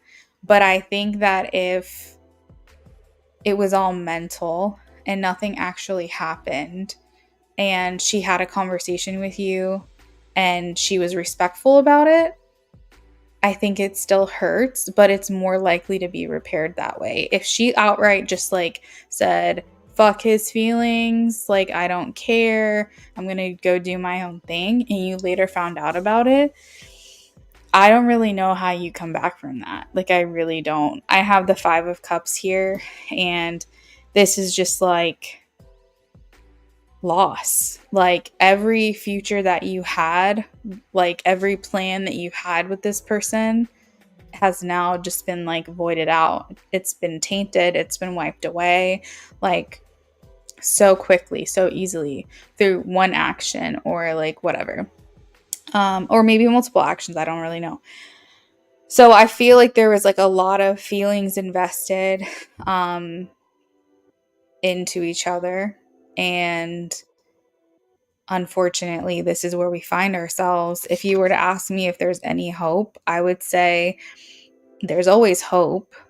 But realistically, pulling the Five of Cups tells me that this is over. That I don't know how you come back from this. Like, I don't know how you repair something like that happening. It probably just needs to be a lesson for her. And also for you, so that you know like what to look out for if there was any kind of signs or anything like that. But I think the only way to have a fulfilling relationship for moving forward is it has to be with someone new.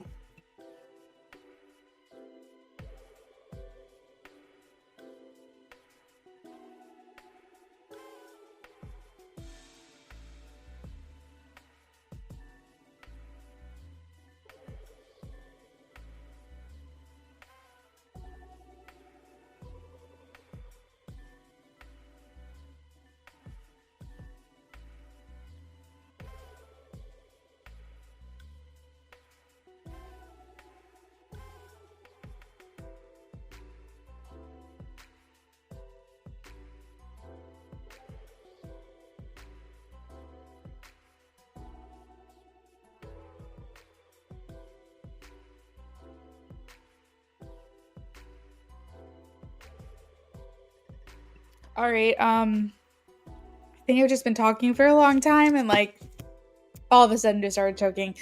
But yeah, Chi-Town, I just think that like I don't know, it's tough. It's really tough. Obviously, it's a decision that you have to make. But I would put it this way: if it were me, the only way that I would try to work something like that out is if it was my husband. Like, I think even a fiance or a girlfriend, there's no actual reason to like tolerate that, in my opinion. And even as in a marriage, it would be hard. But your lives are so intertwined in a marriage. You have to like really sit and think, like, is this a blip in our entire life together? Or is this really worth breaking up like everything for? And I'm not saying it would be any easier in a marriage than it would be just in a relationship. But in like a boyfriend girlfriend situation, or in like even a fiance, like before a wedding, it's like, why would you, like, what's holding you guys together? You know what I mean? Like, did you make vows to each other? Did you, like, do you guys have property together? Do you like, I don't know why in my mind I just think like, if I have no ties to this person, I'm not going to sit here and tolerate that shit. It would be hard enough to try to work through that in a marriage, let alone one that you're not legally tied to. So yeah, but that's me. That's my opinion. I think that betrayal in any form of like cheating or anything like that is really, really hard to repair. And it's like, it's never going to be the same. And you have to be okay with that. It might look different, but you just have to be okay with it never being how it was. And if you can't really accept that, then I think that the writing is on the wall. But yeah, Chai, that is what I have for you, friend. Hopefully this helped you in some way. I hope it helps give you some kind of clarity on how you're going to move forward. And, you know, there's no judgment here ever.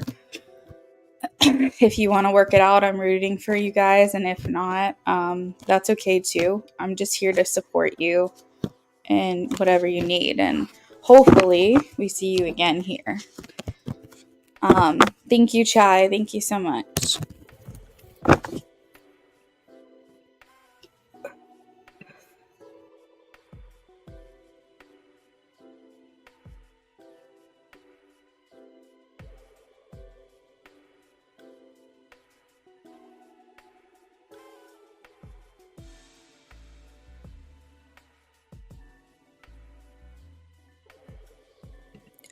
Wow, I'm gonna need to get some gum or something, because I'm literally, there's like this dry spot in the back of my throat, and I'm like, I don't know how I'm gonna be able to do these readings if I can't talk. You said you're willing to make the leap, but it takes two. Yeah, for sure.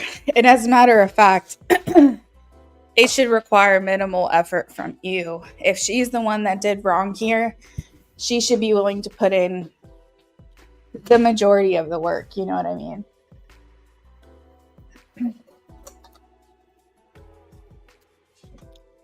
All right, Smiley. Hey, friend. Thank you for waiting. Jeremy has been trying to talk to you for a while. Finally gave him your number. Okay. How will this go? Okay, I can do that for you. Absolutely. Let me just pop a piece of gum in my mouth so that I'm not like interrupting your reading with me coughing my life away.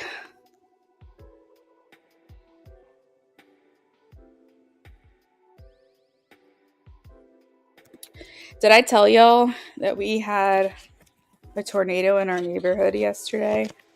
I don't know if anyone is here that heard me, but the reason I got online so late yesterday is because the tornado touched down in EF1, 110 miles per hour in my neighborhood. I was fine. I heard a lot of damage. It was really bad. They said that our neighborhood got the worst in the area, and it was a tornado produced by Hurricane Debbie. 30 homes are damaged. I think they said 7 to 10 are uninhabitable. And we have this big lake in the center of our neighborhood, and if it had like crossed over the lake, it would, like, my house was in the direct path. Luckily, it kind of did its destruction like right in that one area. Not luckily for those people, but like luckily for me. And we didn't know if it was a tornado for sure. We knew that there was rotation on the radar, but we didn't know if it was like the hurricane. It was just like a really bad storm that was just coming in crazy. But I was like, it's on the news. Like local news anchors have been in and out of our neighborhood all day. And like there's a bunch of articles about it. And like the people that their houses got damaged, they said that it sounded like a train. And I've been stuck in a tornado before. I was in my car on the way home from work a couple years ago, like 3 years ago. And I was in my car and the tornado was just around the corner. It was like a block away. And I was stuck on the road, just sitting there, just praying for my life. And I have a lot of PTSD from tornadoes, but yeah, luckily it didn't cross over the lake. But the people that got hit were saying it sounded like a train. And I was like, that's exactly how a tornado sounds. Like if it's coming for you, it sounds like a train.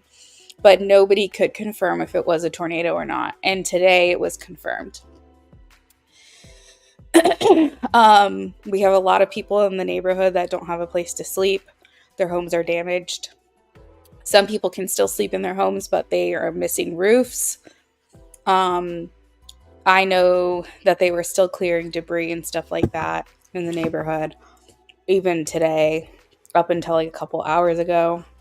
We had news anchors trying to call.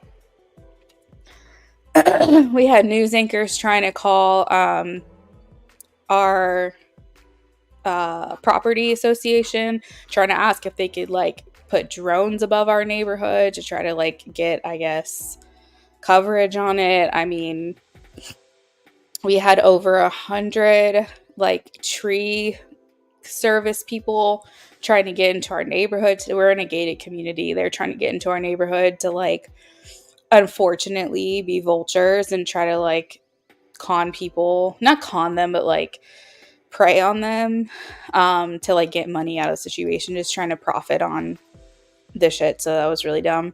But yeah, anyway, sorry, I'm like going on a whole tangent. I bet somebody's energy picked up throat chakra, needed to be dealt with and need to speak up. Yeah, I mean, that happened during Chai Town's reading, so I don't know if Chai Town's still in here, but a lot of times when like throat chakra happens, it just means that you need to like speak up for yourself more. So it could be that. But yeah, IJ, that it was really scary. Thank you guys. I appreciate it, but it's been like a freaking wild. Like I'll tell you more about it, if you want to know, but I was basically hiding in my I was home alone. My husband was at work.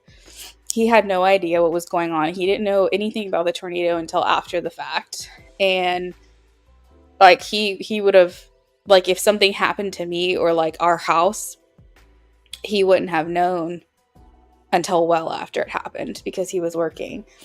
And oh shoot, I was going to say something. I can't remember.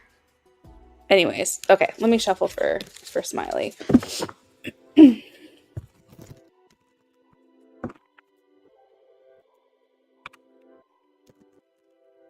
All right.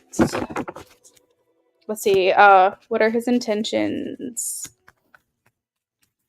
I think I'm okay now that I've chewed on some gum for a little while. I don't have any cough drops at the moment. But hopefully I can get through these readings.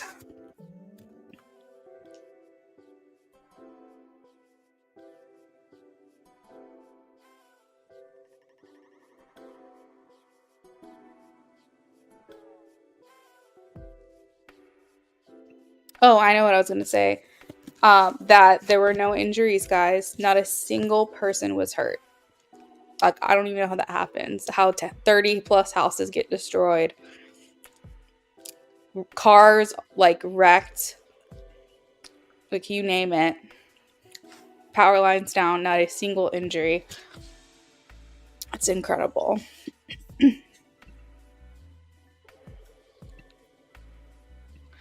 So, Smiley, I have the Hanged Man, King of Swords, Three of Pentacles, Six of Swords, and the Sun. I'm going to pull more cards because I feel like this is telling the story that's leading up to this point. Like, he really felt, Hangman, that he wasn't getting anywhere with you. King of Swords, but he stayed persistent. Three of Pentacles was kind of thinking to himself, like, are we just going to remain friends? Or is something more going to happen here? Or even like acquaintances.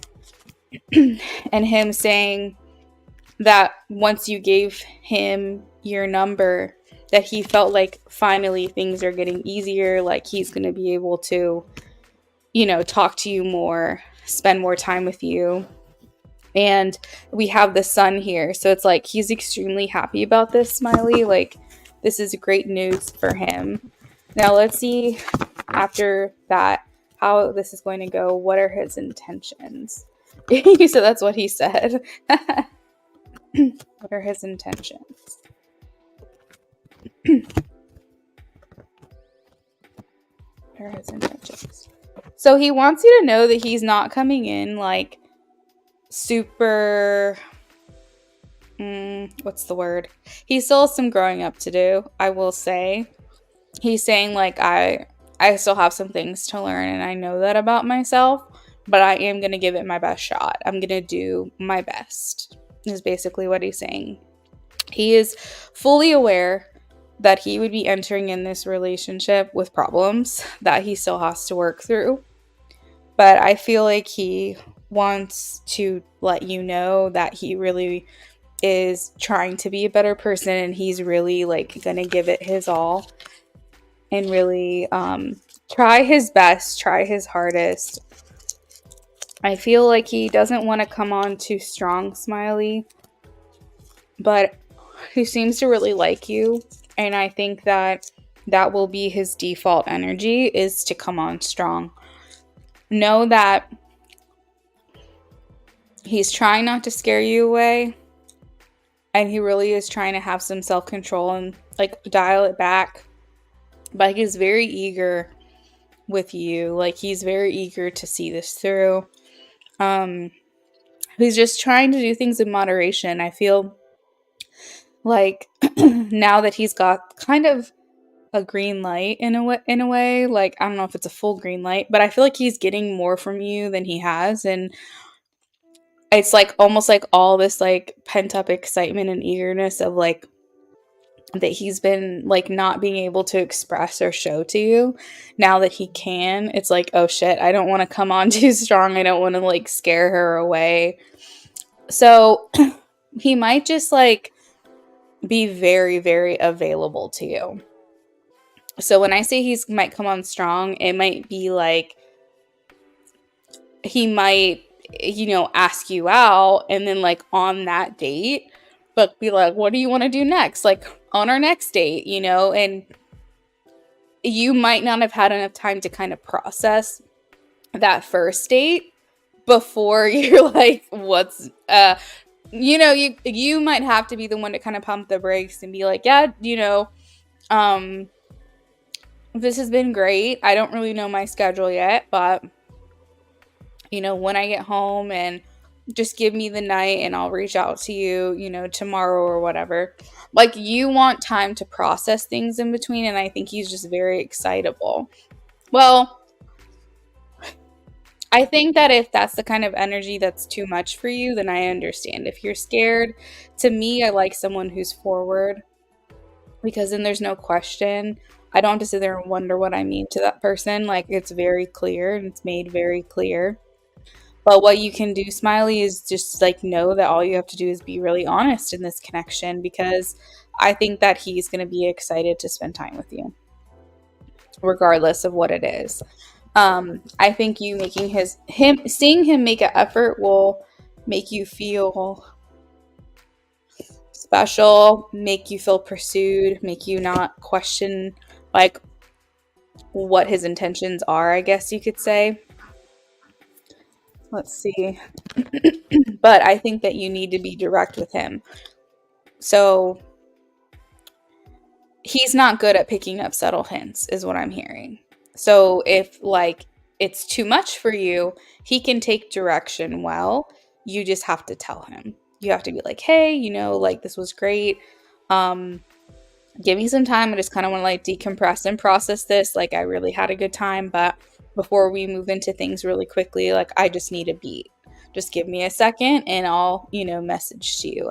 I feel is what you're saying, and it's not just about the S word. I feel like I actually never thought about sex one time, actually. I never thought about sex one time. So I don't think it is just about sex. Now, you do have the Eight of Wands here. So if sex is on the table, I don't think he's going to say no.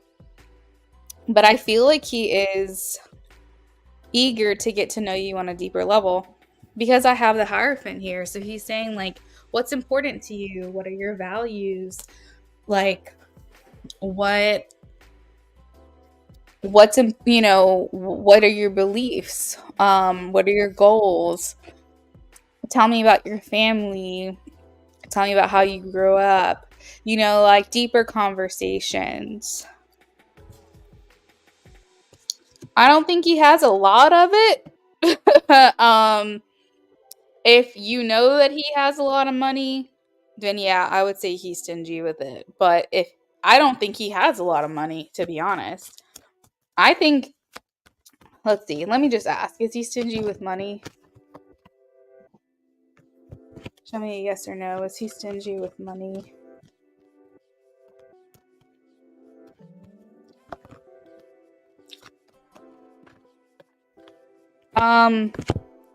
He likes a 50-50 relationship, Smiley, so he might be a little stingy with money. Like, I think, he wants to feel that it's equal. So I think, like, if he pays for the first date and you guys go for a drink after and you pay for his beer, I think that he would feel that's reciprocated. Or like if he pays for a date or another date or something like that and you pay for the third one, like he would feel appreciated. I don't think he's the type of person to like just dole out all his money. But let's see. Once you guys get into a commitment though, it might change. So let me ask that question. Once they get into a commitment, is he stingy with money? Show me a yes or a no.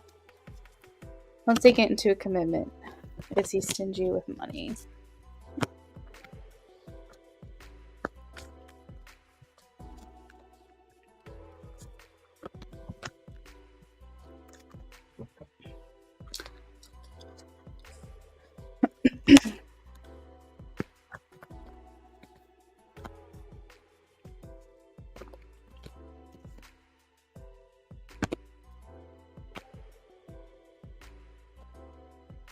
Oh, I'm having a hard time getting an answer here.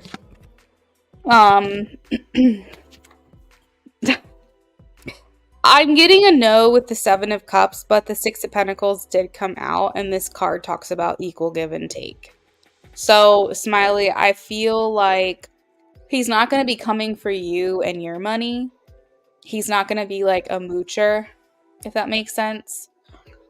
But I think that it's important to him that there's equal energy given in a relationship. So, he's the type of person that he's like, let's just say, let me just give like an example scenario real quick before I like finish your reading. If he was going to, let's just say, real quick, we're just going to do a pretend case scenario. Your husband and wife. If he's going to go out and you're going to stay home, and he's going to provide for every single thing in this house, every single bill, every single grocery bill, every single mortgage payment, whatever. He expects you to be an an equal caretaker in the way that he's a provider. So he wants to feel like he's getting a lot out of the relationship, that as much that he's putting in.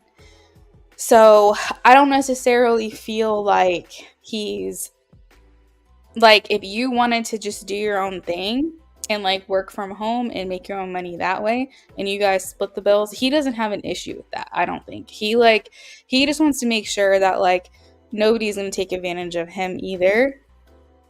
Maybe you guys have had the same situation happen. So I think that like dating is kind of a sticky subject because he wants balance. And when you're dating someone, you can accidentally set a precedent that if you pay for the first 3 dates, that person can think you're going to just keep paying and paying and paying. And what happens if you guys don't even enter a commitment? Then you're kind of like, cool, like I basically just fed that person for a week. You know what I mean? So it's just one of those things where it's like if he sees the equality in that and the reciprocation from the beginning, his purse strings start to loosen a lot more. If he feels like, okay, she's willing to put in a little bit, then I'm going to be extra generous. I think it's one of those things that you guys are just going to have to work out together. But I do think that he can feel taken advantage of. It kind of would be like for you, you know, like if you went on a date, if like gender norms were reversed and you were taking him out every single night that you guys went out together, you were paying for the meal, you'd be like, well, when is this dude gonna kick in? Like, is he expecting me to pay for this every single time? So I think it's just kind of like that. Um, Essentially, he just wants equality in that. And I think people view money as energy a lot of the time. So, like, if he's helping out in that way, he just wants, like, to know that there's going to be some type of effort exchanged. And usually, when you go on dates with people, if you're paying, you expect something in return, like most men do. They're going to expect physical affection. They're going to expect another date. They're going to expect something. They're not just giving freely most of the time. They're kind of thinking, like, I really like this girl. I want to see her again. I'm going to pay for this date because I really like her. So I'm hoping I get another date. And maybe guys can give their own opinion on it. But some people are raised traditionally and just feel like they need to pay. So it's like hard to say, really. You know what I mean? It's hard to say.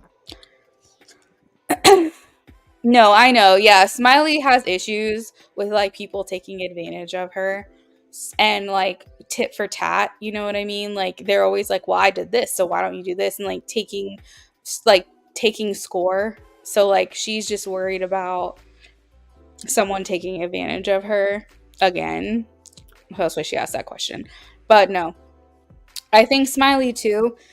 the more the more generous you are and the more you reciprocate. I think he's just looking for a token of appreciation too. And when I say like equal give and take, I'm talking about energetically. I'm not talking about like he paid $50 and you got to pay $50. I'm saying like if he paid for dinner and you bought him a beer, he would be cool with that. Like I don't think that he like takes tally of the specifics, like the people that you've dealt with. Um I think he just wants to know that there's some type of reciprocation to some capacity, whatever that ends up being. You know, the tradition of like men paying for a meal, I think is really nice.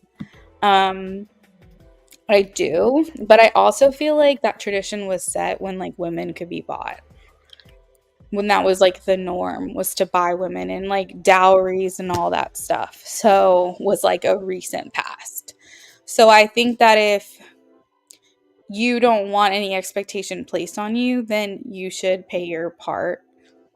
And then you guys figure it out down the line. Like my relationship with my, husband was different. We were 50-50 split all the time. sometimes it changed. Like if he was in between jobs and like hadn't start his new one yet, I would kind of kick in. Or like if I was in between jobs, he would kick in. And now he's focused on paying our bills and I'm focused on getting us out of debt. And at this point, our money is our money.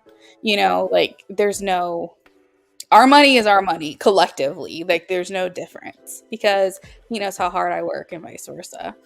But Smiley, hopefully that answered your question. Um, I think just ride it out with this guy. I think he has good intentions. I can definitely say he's very interested in you. So, a lot of this will have to be figured out through experience with him. But I think you're gonna have a pleasant time with this person.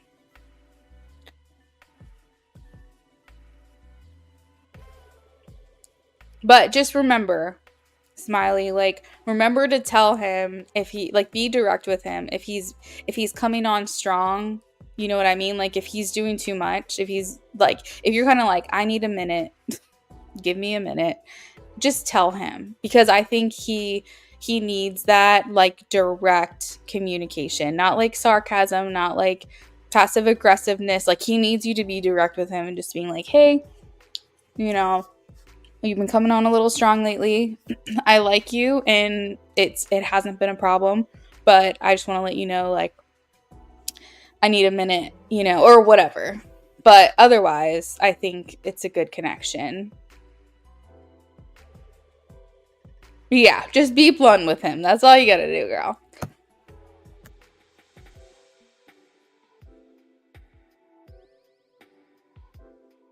Hold on, I got to update this. Deo Shanae is here. You're very welcome. Have a great night. All right, next up we have IJ, who has been waiting a very long time as well for his reading.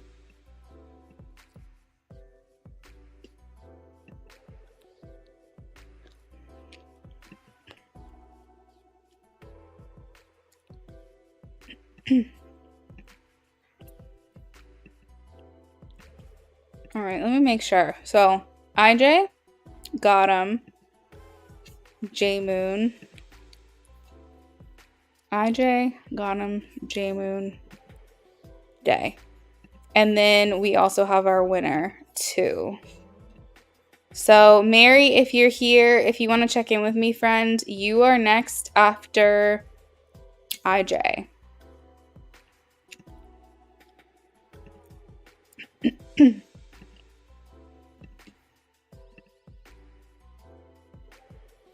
I didn't mean to delete that message.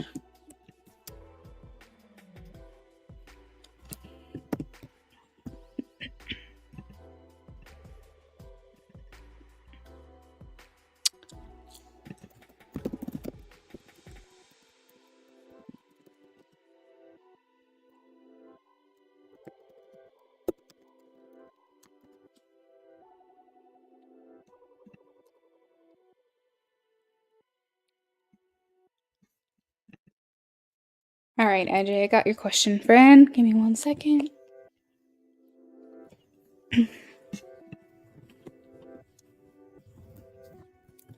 How does Nat feel about your growth?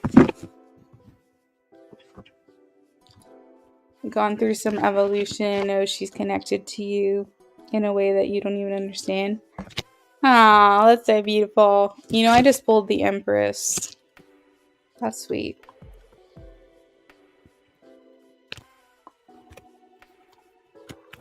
How does she feel?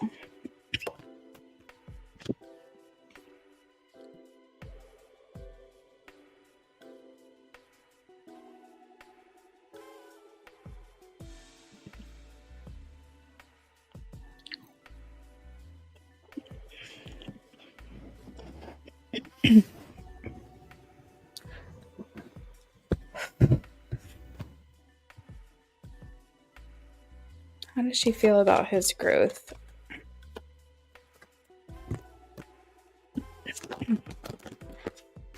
She feels like it's expansive. Like What do I mean by this? She feels... Sorry, I started coughing again. I hope I'm not having another coughing minute. So it seems like through your growth, it's allowing a lot of doors to open for her and for you. In terms of like what your future could be, when your future could be, how it will look, what it will look like. I actually think, IJ, because I have the 7 of Cups, this is like the dreams card. I think you guys do something very interesting that I've never really seen or heard of before, but I'm gonna just tell you. And we have tapped into this before, but you guys actually manifesting your dreams. So what I mean is, you know how people say, oh, manifest the reality that you want. Manifest a kitchen table, or manifest an entertainment center, or whatever it is you want, whatever your dream is. Manifest a trip to Paris. Everyone talks about that, right?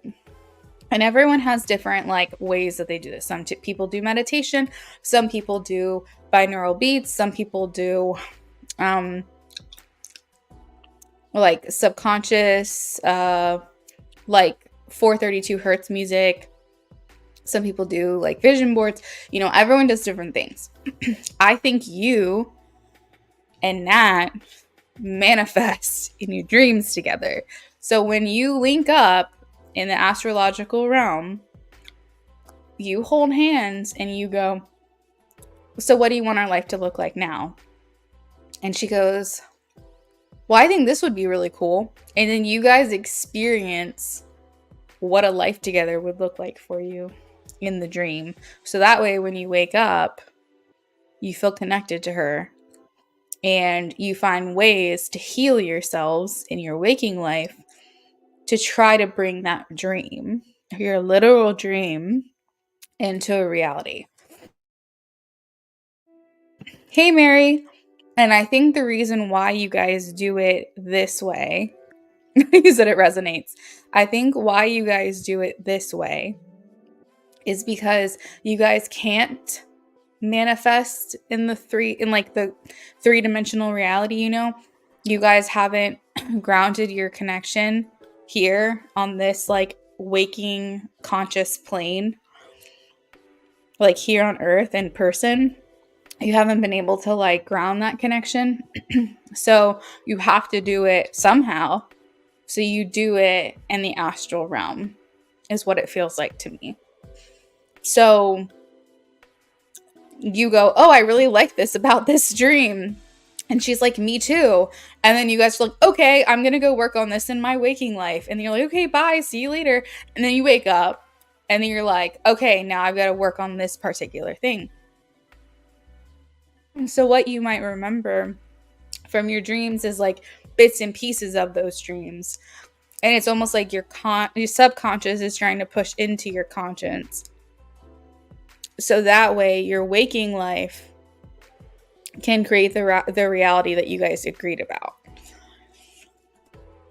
So she's saying your growth is allowing for expansion. It's allowing for a lot of doors to open, that now you guys have a lot of different timelines. You have a lot of different realities that you guys can plug into. So that way, when you guys get together in real life, this is sounding so crazy as I'm saying it, but I feel like it's making sense for you, because why else would I be saying this right now? So that way, when you guys do ground the connection, you guys are both ready for those things that you agreed upon in your dreams. And you are in the place and she's in the place. And then you guys can go, okay, now let's make this real. Let's make this happen for us. And the great part about the future is that as you grow, your needs change. So I think that like in these dreams, there's like, you guys check back in with each other. And you go, you know what? I learned a lot about this and that. I don't really know if I want to do this anymore. So I think we should change it to this. And she's like, yeah, sounds good. Let's see what that looks like. And so it's like you guys are kind of working with each other. And I think that's why you have this like strong, overwhelming sense that you will just be with her, because you already are with her, you know. You actually already are. You just haven't witnessed it yet in a tangible sense. So it's like you guys are strategizing together here and opening a lot of opportunities for you. So as you grow, and so let's put this as an example. In your dream, you agree that you want to live in another country. This is an example. In your dream, you agree you want to live in another country. So you go, okay, sounds good. I'm going to work on that. So then in your waking life, you go, I was really weird. Like I felt like I was in a different country. I'm like, that actually would be kind of cool. I want to be in a different country. Okay. Maybe the first step would be researching different countries. Maybe the next step would be just getting a passport just to have it. So that way, when you and her connect in the physical world, you've already understand what it is to live in another country, what the complications will be, what the benefits will be. You've already done the research. You've already got the passport. So like that's what I mean by strategizing in a dream and then working on those goals in real life.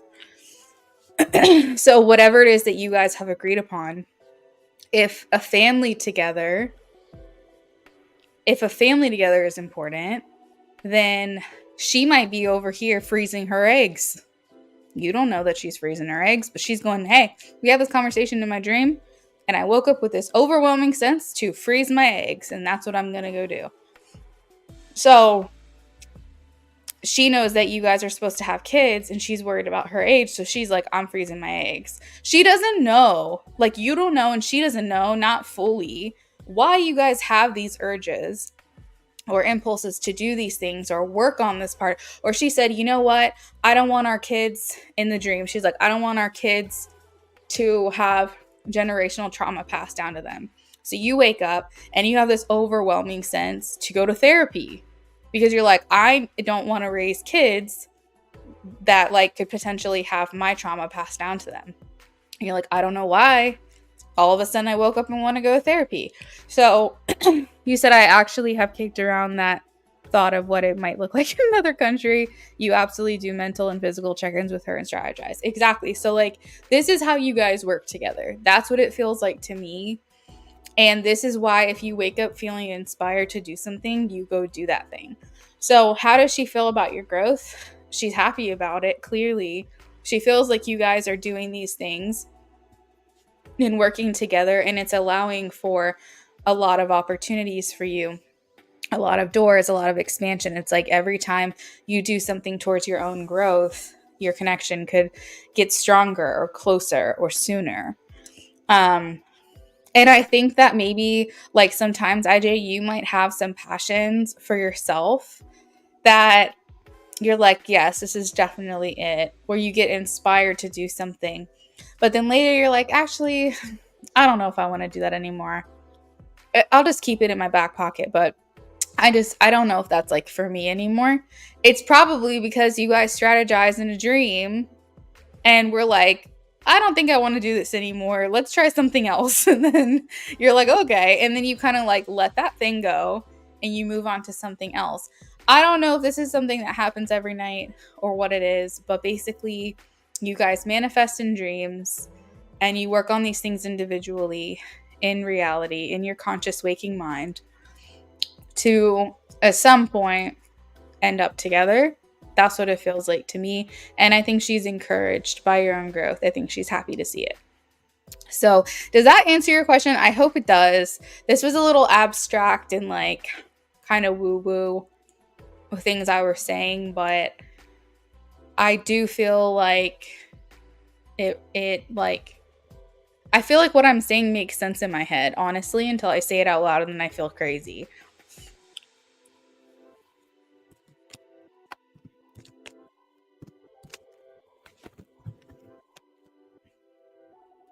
Okay, you're welcome.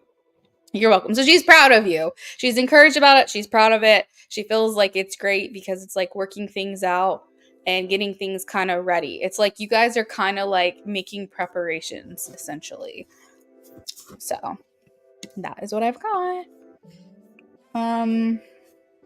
And sorry if me chewing gum is really annoying to you guys. Like, it's either that or I can't finish these donations tonight because I literally have like, I don't know if it's allergies. I don't know what is going on, but I'm like, if I'm not chewing gum, I'm coughing and I just can't. I don't want to make you guys suffer through that.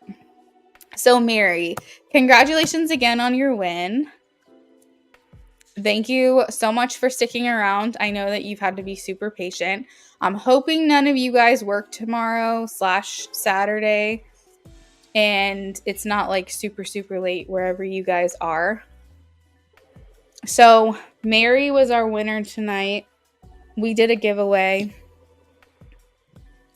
and she won a free mini reading this evening. So, we're going to get this done for her. Congratulations, Mary. All right, what's the next partner's first impressions will be of you? IJ, I hope you have a good night. Thank you so much.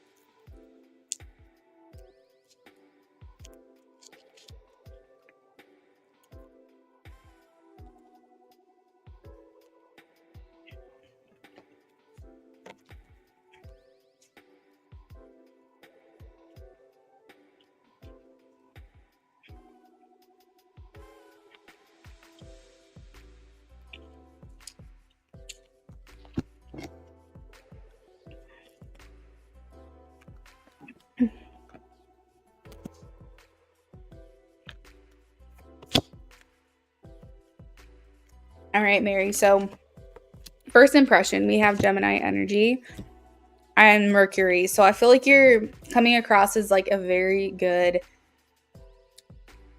communicator. Like, you're very well spoken. There could be something about your voice that your next partner really likes about you. I would say you're able to express your thoughts well and articulate yourself. So this might be in a setting where they're hearing you speak to someone else or you're talking to them directly and they're like, wow, this person like has such an amazing voice, so much power behind their words. They express themselves very well. Something along those lines. And it may even be like an inside joke too of like, wow, this girl talks a lot, but like your partner finds it very endearing. I feel like you don't show all your cards, but you do kind of wear your heart on your sleeve. I think that, and when I say this, I don't mean you give yourself away, but I mean that you just like come across very authentic. Like if a person meets you for the first time, they're like, yep, that's who they are. Like that right there, that's the full embodiment of that person. Like nothing about you rubs this person the wrong way because you're coming across so authentically. You're not putting on a show. You're not trying to just make a good impression. It almost feels like this interaction is very casual. I don't know if there's a lot of pressure on you because you're just coming across so like authentic and you're really not trying to like be something that you're not. So this could be like a random encounter where you're not really too worried about making a good impression. You're just being who you are, like unapologetically. Or it could just be that's your type of personality. No matter what situation you're in, you just come across very authentic and original. And I think that this person is just like, I want to get to know her more. Like, I want to get inside her head. I want to understand how her brain works. I really like the way she thinks. I like the way she expresses herself. She's just coming across like very open, and I don't know, like I just want more of it. Like, I feel like almost like you can't really get enough of it. There's like physical attraction here as well. And I think just based on initial instincts or impressions, um your next partner is just like, I really really like this girl. I'm like, I feel like maybe putting, in their head going like, wow, like, she's amazing. Like, do I look any further than this? Like, I feel like you guys hit it off really well. And I think that you're giving this person a lot of hope, and in an area where they have felt a lot of challenge. Um, I think that you're maybe helping this person change their mind or their view on romantic partners and like relationships. Because I think with you, things just are fun and easy. And I think that you're kind of like a breath of fresh air, is what I'm hearing. Um, so very much attracted to like your physical beauty, but I think it's so much deeper than that. I think it's what you have to offer as a person. They can tell that you're high value, that you are of value. And I think that they just look at you as like, wow, she's just her. She's just who she is. Like, and I think coming across very authentic can sometimes be hard for people. So I think what this is saying is that you're very self-aware. And I actually heard the statistic that like 20% of the population is self-aware. Like, only 20% is self-aware. Which is kind of crazy. So people are kind of droning on and not really realizing things about themselves, not really trying to do better, not trying to heal, not trying to have personal development. Like 80% of the population in our world is just like doing their own thing, and they're really not like trying to be a better person. But I feel like you are self-aware. You know what your strengths are. You know what your weaknesses are. You know what's important to you. You know what makes you happy. And I think also there's some kind of interaction that happens in the very early days of your connection with your next partner, that they really like how you interact with other people as well. That either other people are saying really good things to him about you. And I'm saying him just generally. If you're interested in women, just correct me.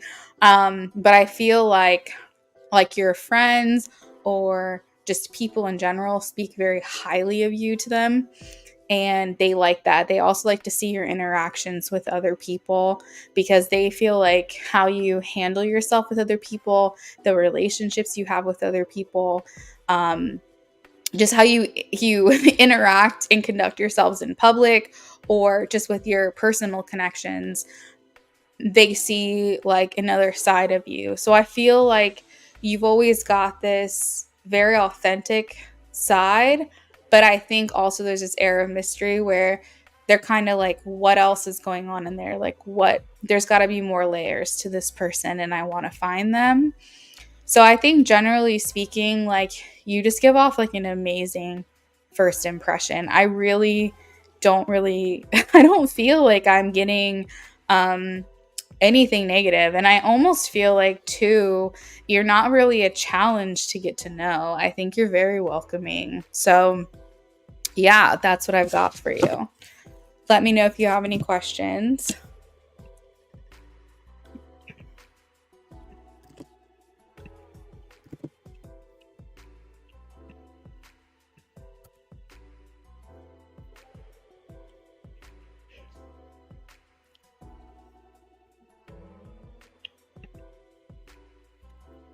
You're welcome, Mary. Have a good night. And remember, you can always try again for free readings when I'm offering them. I do them once a week, twice a week if you're lucky, but usually only once a week. And even if you've won before, you can enter again. I had another girl win like 2 times in a row. So definitely, come back and see what we're offering that night. Good. I'm so glad to hear it.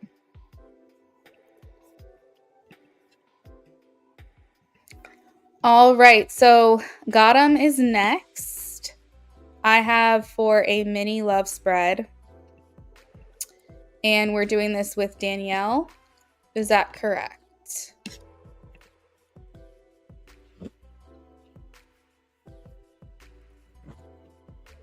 Bye, Mary.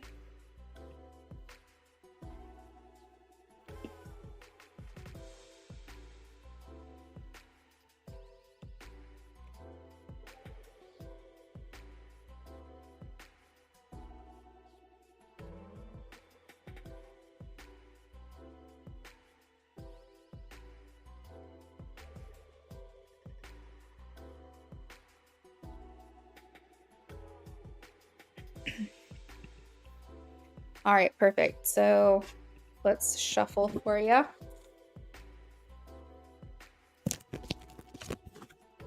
After Gotham, we have J Moon. J Moon, if you're here, please check in with me.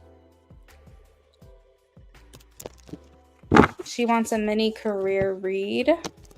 Got it, got it. J Moon, if you're not here, I'm gonna do your reading either way. And we'll timestamp you. Mini read for Danielle.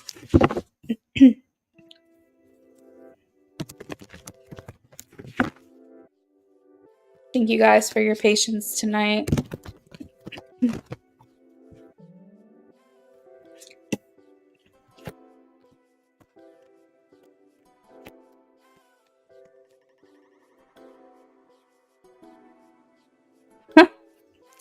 All right, so let's kick this thing off.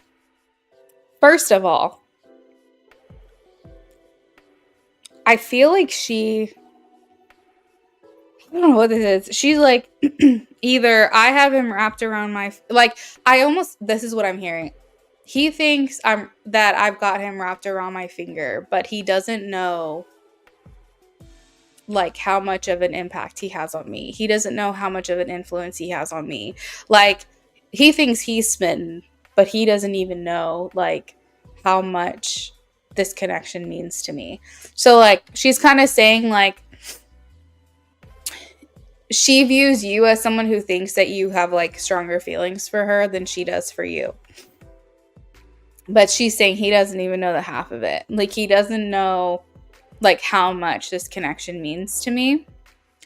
And so I feel like it's important that you know that the things that you have said to her have been influential. They have made an impression on her. That, oh, you do. You really do. I'm so sorry. I had to like clear my throat. Man, I'm suffering today. So she's like, and maybe that's the case. Like, maybe you do have stronger feelings for her, but she's like, we're like neck and neck. Like, I'm right there. I'm right there behind him. Like, I feel that she worries that you think that because you guys are taking the slow path, that you guys aren't as into each other as you actually are. And she's like, no. Like, yeah, you said you feel like you have stronger feelings than she does. I think that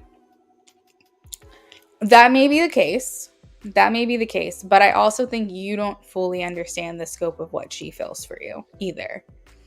So maybe they are stronger, but I think we need to give her a little more credit though, because you don't know like fully what she's thinking or feeling for you.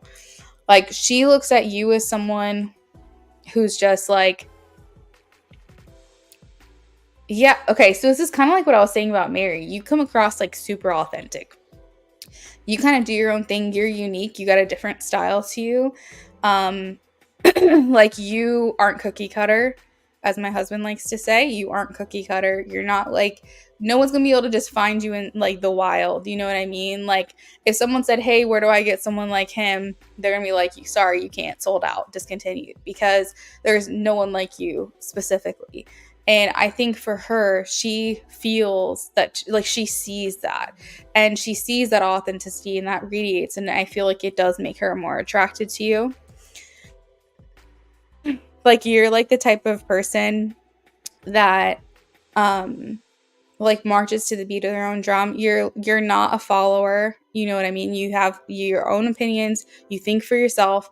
Actually, now that you say that, I kind of remember doing a channeling for you where she was like, "You're just so different," and that's definitely like the energy that I'm pulling right now. Is that she's just like he's just like he just does his own thing. Like if he wants to do something, he just does it. I don't know if you have like a spontaneous like kind of personality, but I feel like she views you as more of a risk taker as her. And I think that she's just more steady.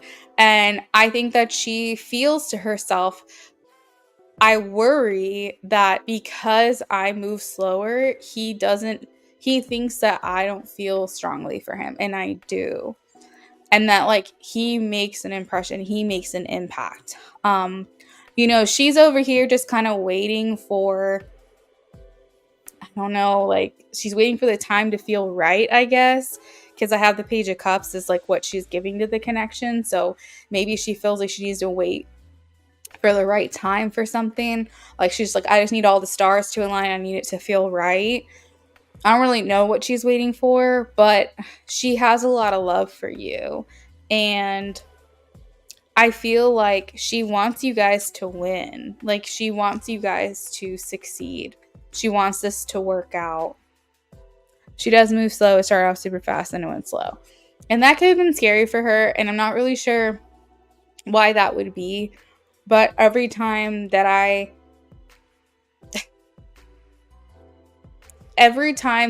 feel a block, I always think it's because of something that's happened to her in the past. If you think about children, you think about babies, they just start walking, they'll walk right down the steps. They'll fall flat on their face, they'll roll all the way down the stairs, but they have no fear. Like I truly don't think you're born with fear. I think it's something that happens over time. Your parents like being like, wait, watch out, be careful. Think of all these people who are like, no, wait, watch out, be careful. Like you're going to hurt yourself. Make sure you do this. Make sure you don't do that. If you're going to get down, step here, put your hands here so that you don't fall kind of thing. Like kids, they don't have blocks. Like kids are born just like free and ready to go. They're like, I'm good. Like I feel like they just don't have it in them. It's like taught to them. It's instilled in them. And that's why I think that if someone has a fear to move forward in a relationship, that something had to have happened to them to make them feel that way. Because otherwise, they wouldn't have that fear. I really don't. And I'm actually being inspired myself during this reading. So thank you for donating. Because I think that's my theory, is that you're not born with fear. I think once you start developing an ego and once you start having certain human experiences, then you start to have fear. Like, I think it's something that happens to you at a certain age, maybe two or 3 years old or something. But I feel like kids don't understand danger, So whenever someone says like they move slow, they're not really ready to jump in, they're not emotionally available, they just feel blocked in some way, I think that is attributed to like your experiences. Now, I'm also a believer in past lives, and I feel like as you start to develop yourself, as you start to have a conscience and like start to becoming self-aware and things like that, I think that sometimes past lives will come through as well. And I think that's why you usually have kids at like 3, 4, 5 years old talking about how, they lived another life and had a different mom and dad or whatever. And that's kind of crazy. And so I think that there could be some past life fears and triggers that come up for you that you have to resolve in this life. It doesn't necessarily mean, but then my theory still stands, is that it's something that you experienced, whether it be this life or a past one that gave you this fear, right? You said you do think her ego gets in the way a lot. Funny that you said that. So, right. So ego is fear and intuition is love. So I think for her, her perspective is like, I really care for this dude. I think he's amazing. I feel like he's like, I'm never going to find one like him. So I need to figure this out because like I don't want him to walk away. I don't want to lose him. Um and I think her intentions are to try to have those breakthroughs, try to get that clarity. I feel like she wants you guys to win. I feel like her hope deep down in her heart is that you guys figure it out and that you guys can be together in the end. So I asked if there's any blocks or influences, and I do have the King of Cups. Does she have a connection with her dad? Whenever I see the King of Cups, I always feel like it's a father figure.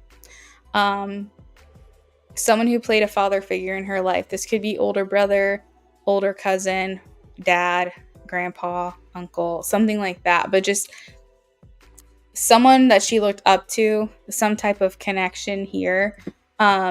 That can sometimes play a role. So this entity, whoever this person is, and whatever experience she had with them could be an influencing like your connection right now, influencing how it works, how you move forward, or it could even be a block for the connection. The overall energy, her dad passed away when she was like 16 or 17. She was the person she calls dad. Oh, that okay. So this is likely the like one of them, if not the defining life moment for her. And there's something called a defining life moment. It could be due to a trauma. It could be due to a loss. It could be due to abandonment. It can be due to a lot of things. But we walk through life with like a defining life moment. And sometimes there's multiple, but usually there's a standout one. And I think this could have been that for her, where she had to process something at a very young age that I don't think that she felt fully ready to process. I am grateful for her that she has someone else, it sounds like, that she calls dad. Maybe her relationship with her own father was estranged, I'm not sure. But I feel like when it comes to her emotions, this does play a role. And I don't know if she realizes that, but she might. The overall energy here, we have the Page of Swords. So this indicates to me that it's still going to require patience for you with her. This is the energy of curiosity, getting to know one another, learning more about each other, like digging deeper to ask the tough questions. It's like it's like a curious mind wanting to dig deeper, wanting to do research, wanting to learn more. It's basically like this sponge. That's just your energy, your like connection is just like, I want more. Like I can't get enough. I can't get enough of her.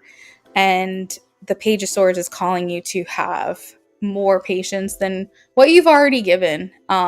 Obviously, if you don't want to be patient anymore, you can walk away from this connection, but that would be your own free will.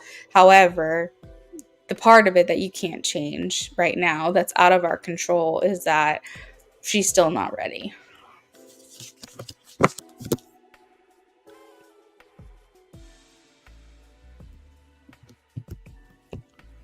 She does need healing. You know, it's stuff she needs to work on before we can be together. Yeah. Is she working on that at all? By chance? Do you know?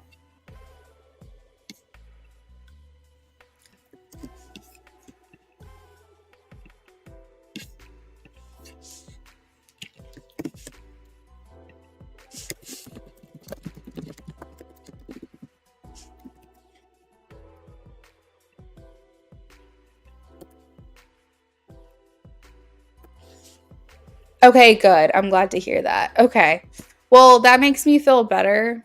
And that probably makes you feel more secure that, like, your patience is just based on her healing process, not because she's avoiding healing. You know what I mean? When we're waiting for people and they're not putting the work in, I feel like it's just like a hamster on a wheel. You're not getting anywhere. You're exhausting yourself and not getting anywhere. waiting on someone who hasn't even started, like doesn't even have any desire to try to work on themselves. But when you know that they're working on themselves and they are healing, sometimes you can have a little more grace in those situations and patience comes easier to you because you know that you can't rush healing, but you see like action steps of that person really trying to make those changes and try to work on themselves. I think that you give more grace to those situations and that does make it a lot easier. Good. I'm glad to hear it. You guys are still in communication, right?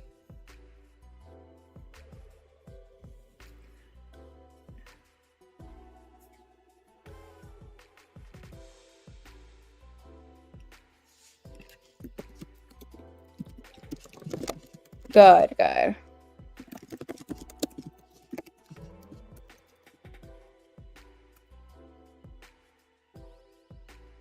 You've helped her in so many ways. You still need work too. That's good. That's good. Yeah, I mean, that's understandable.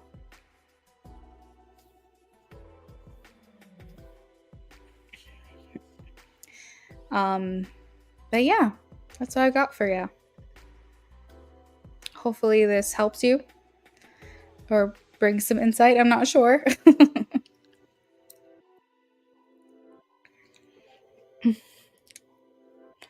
I didn't realize it's after 1. Oh my gosh. Yeah, of course, of course. I'm so happy to hear that. You're very, very welcome. Hey, J Moon.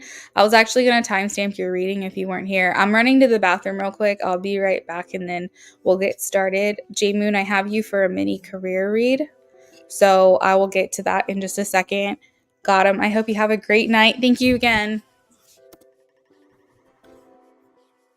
111, my favorite number.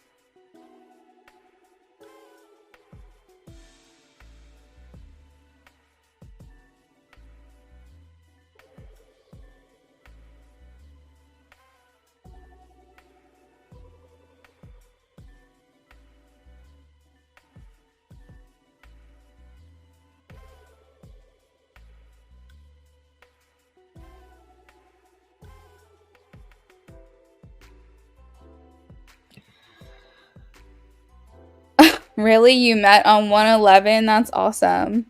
That's so cool. Have a good night.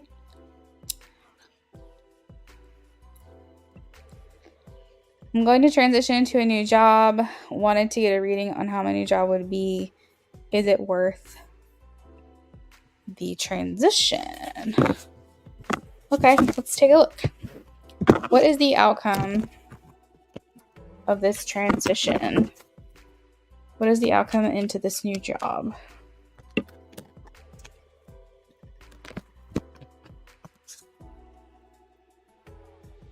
Okay, so I have that this is a good partnership for you.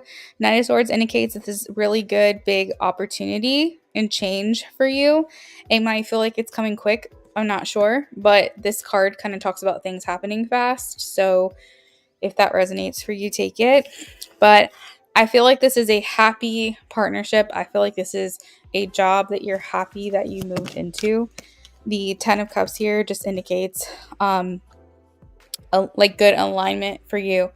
Now, I will say it's not going to be all butterflies and rainbows because there is going to be some stress associated with this job, but I feel like it's not going to be comparable to what you're currently going through. Essentially, it just feels like a better match or a better fit for you with this new job. Let's see.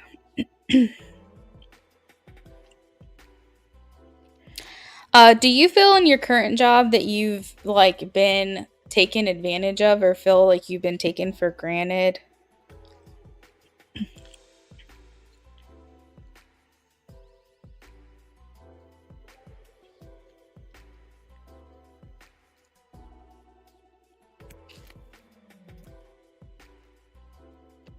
I feel like you're gonna in your new place, the new transition, you haven't been there long. There's something here about feeling like stress. Maybe this job just comes with more responsibility or something. It's not a big energy, like it's not a big deal. It's like a minor note, but it's just something that they're showing me. Um So just keeping in mind that while this is like a really good fit for you, and I feel like you're going to be really happy and generally feel like very appreciated in this job, it is a job after all, and there might be some stressful times for you. Now, I think, what is this? Why is Hangman here? Um, there's something here talking about room for growth or room for advancement that might be hard for you in this next transition. Or maybe that's how you're currently feeling right now and that's why you're leaving. But there's like a message here in terms of like not really feeling like there's much advancement or much room for growth. If you're not feeling that in your current job, then know that that's a message for the new job.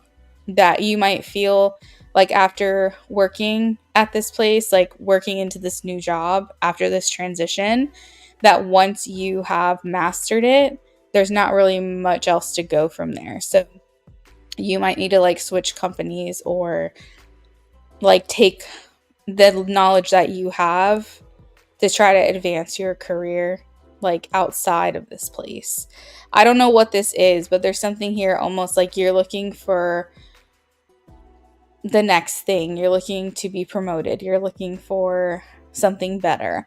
So if that's the feeling you currently have, but you said you're not sure because you haven't been there long, if that's something that you had at the other job, because you said you're in a transition right now, so it sounds like to me you haven't fully left the job that you had before.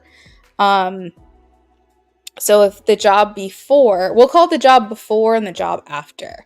If the job before did not feel like you had a lot of room for advancement or a lot of room for growth, or you kind of felt like you just didn't really see yourself going anywhere with that job, then I'm referring to the job before.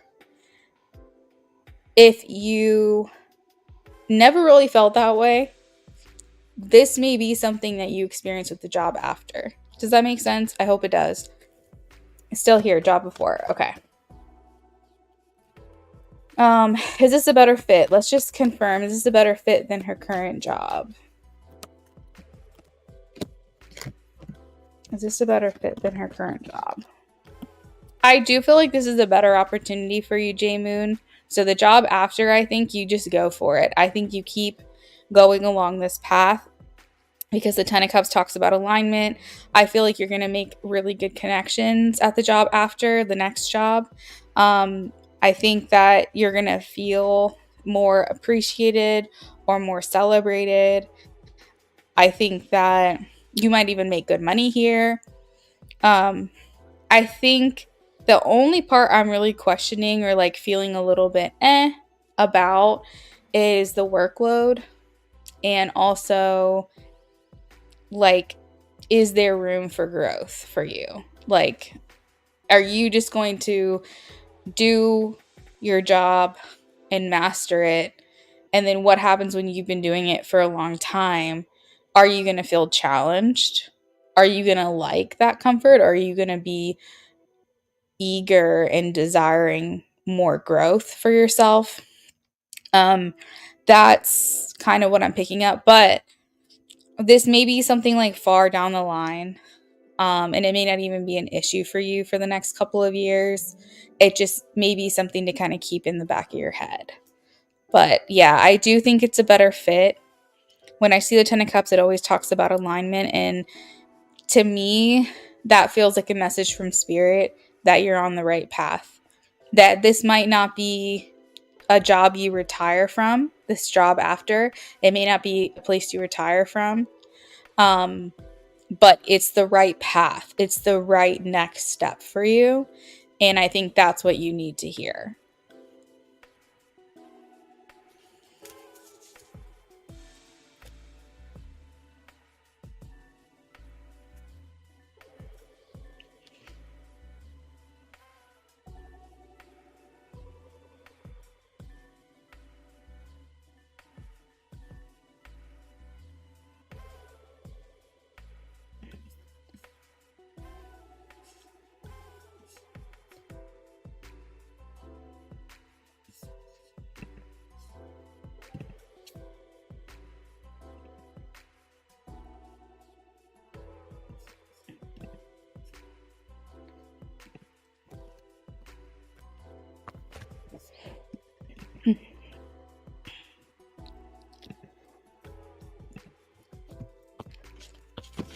They said, thank you. I'm a bit uncertain about it. Big change for me. Yeah, I literally have the card of big changes and opportunities.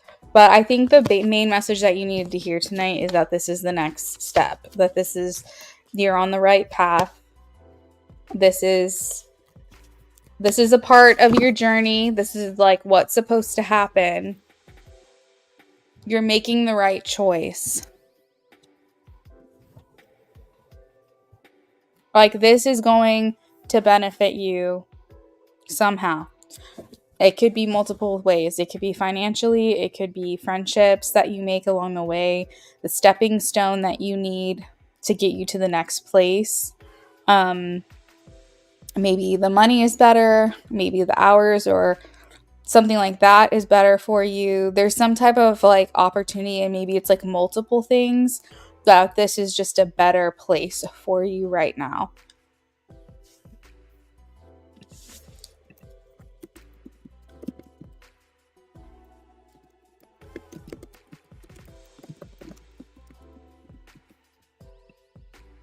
Hey, Lisa. Yeah, you can donate if you want.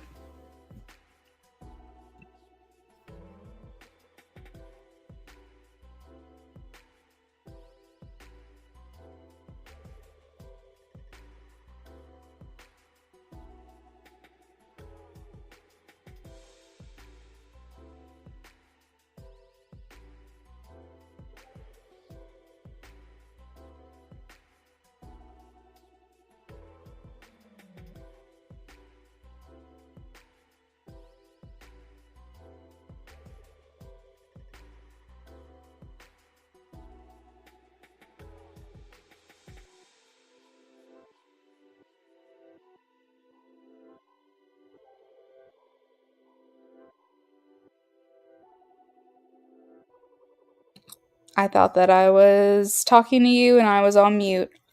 Um, hmm. So be a PA or a DPT. PA or DPT. Okay, I got it.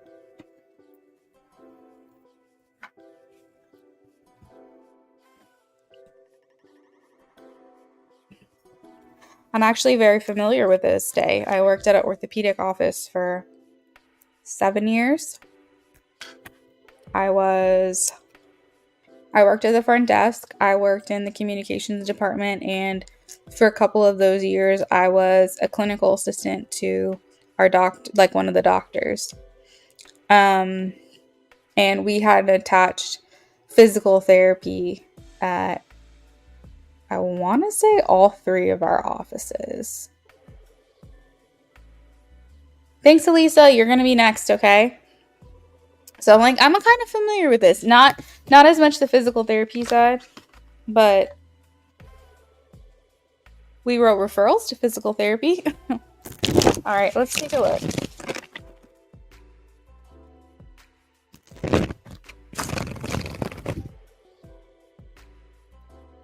All right, so this is a physician assistant. Physician assistant, show me the outcome.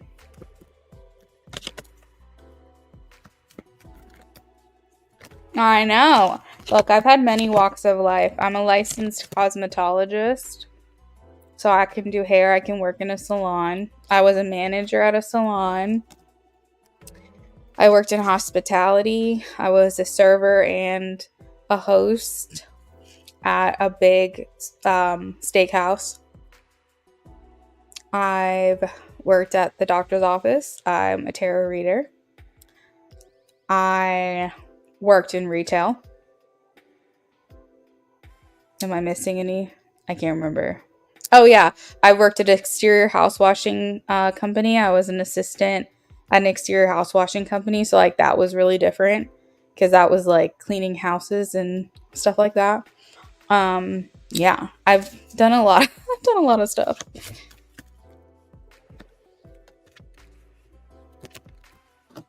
But that's the Gemini in me. If you know, you know. I can't really be happy with like one thing forever. I always want to do like everything.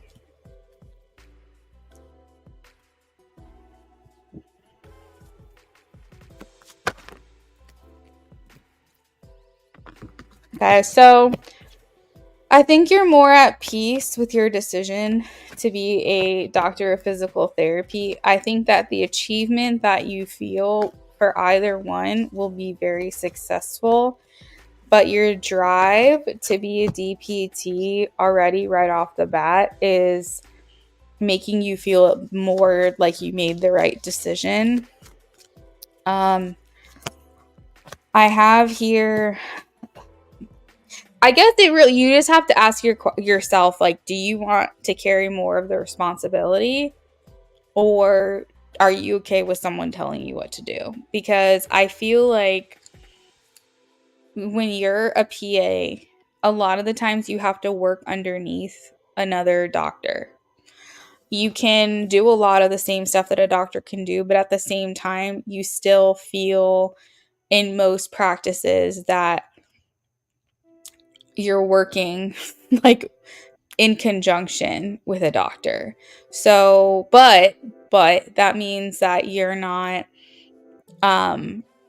like you always have someone to go to, like if you need help, if you like have a question, if you're like, hey, what do you suggest about this, XYZ, you have that fallback of like that person that you feel has like quote unquote more experience than you.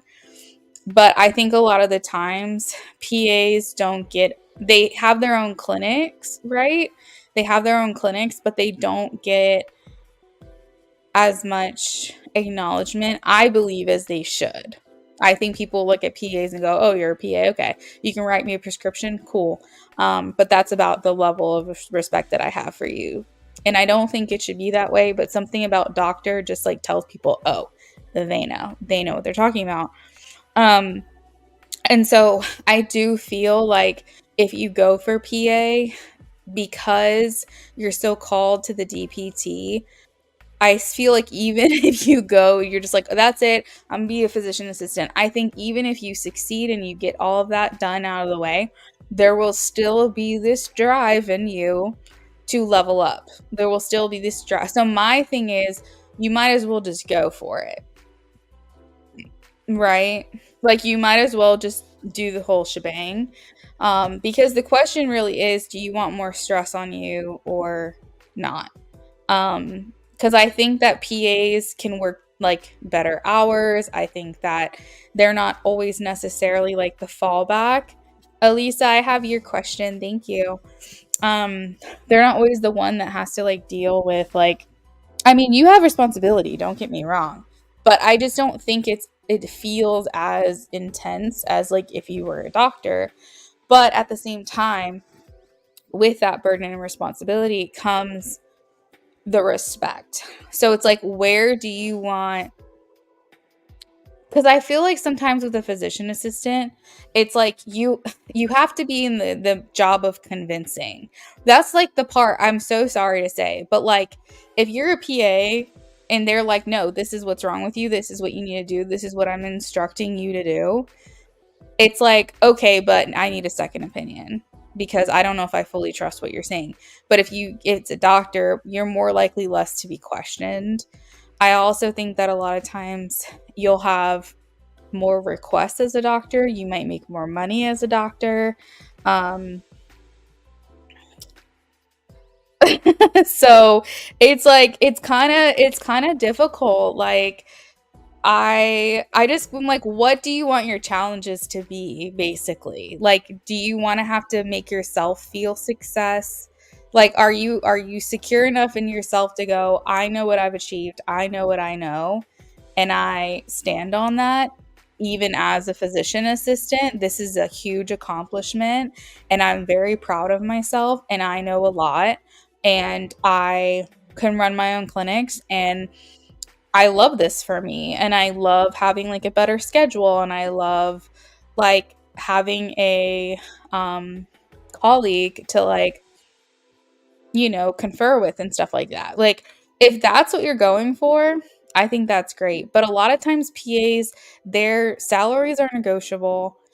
A lot of times they can't go in and just demand something, um, especially when they're green. And with a doctor, it's like right off the bat, no, this is it. Like there's a lot of negotiation that happens on a bunch of different levels as a physician assistant than a doctor. Um, and I'm not a PA and I never worked for a PA. I worked for a doctor, but these are things that I know. And I actually worked as a scheduler as well, and it was like, are you willing to see the PA? The PA is available on this day, this day, this day. No, I only want to see the doctor. No, I only want to see the doctor. So, like, I know the other side of it too, coming from experience with the patients as well. So, it's like, if you become a physician assistant, you really have to say, like, I don't like schooling, but I like security. And I like knowing I can go out after work and have a drink or have the weekend off or work only one weekend, a week or whatever, and not have as much of the responsibility. If that's your ceiling, then physician assistant. But for you and for this reading, I don't think you'll be satisfied as a PA. I think even if you accomplish that, you're still going to have this like higher calling for higher learning and a higher degree.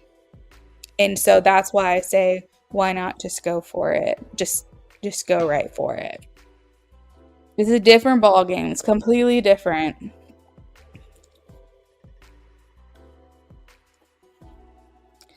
Like that's why I was a clinical assistant, because I was like, I literally just get bossed around and told what to do. But the thing is that the only person that told me what to do was the doctor I worked under. Otherwise, I was the boss. I was the boss of my own clinic. I was the boss of how it ran. I was essentially like coming into work when she was off, and I was doing everything that needs to be done. I'm writing prescriptions, I'm calling this and doing that and whatever. And people came to me for approvals of things. Like literally the only person I answered to was her. So it's like, you are going to have authority. I don't want you to think like, no, you're not, because you are. But I think that there's different feelings associated with physician versus doctor or physician assistant doctor. So my advice to you is go for DPT. If it's between the two, that is my suggestion.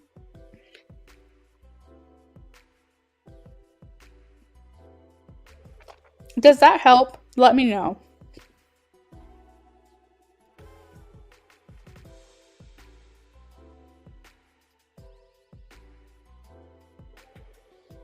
You're so right. Thank you. You get it. Yeah, yeah. It's only like a year difference for schooling as well, so it just makes sense. Absolutely. Like you don't want to feel like you underserved yourself. Like you don't want to feel like you settled. If you have it in your heart to be a doctor, go be a doctor. I just think that people who are PAs are just like the people that didn't want to be a doctor. They knew that they wanted to have some type of contribution in the medical world, but they just didn't have the drive in them or the desire in them to be a doctor. And so this seemed like a happy middle ground. But I don't think you'll be satisfied with the happy middle. I think you'll feel like it's settling, and I don't want that for you.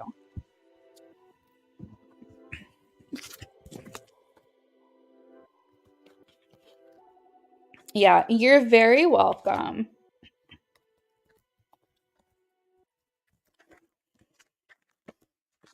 All right. So, Elisa, oh, you donated for 2 mini readings?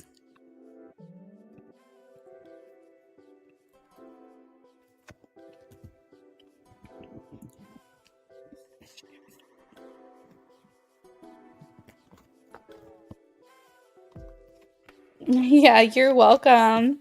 I look forward to an update.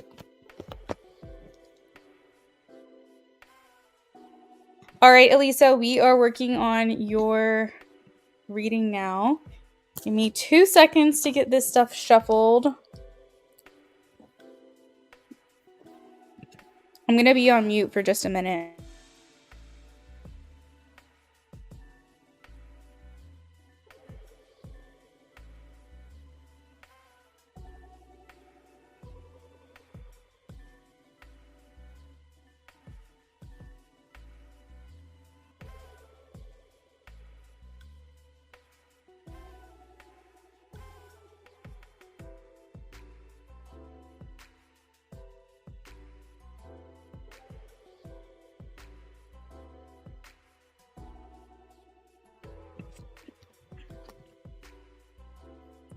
I think I'm going to go ahead and close donations as well. I feel like that came to a natural close. I'll make Elisa my last reading of the night.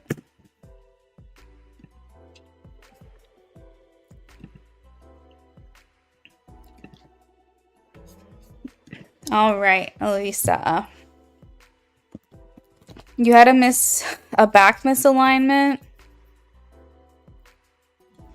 You're struggling to realign. You wonder if your kinesiologist will fix the issue so you can start realigning yourself fully to your highest potential. So, Elisa, this back alignment that you had, this was a physical alignment, like chiropractor. Is that correct? Or is this like an energetic alignment? I'm trying to understand. It sounds like it's a physical alignment, but I don't know. So that's why I wanted to clarify.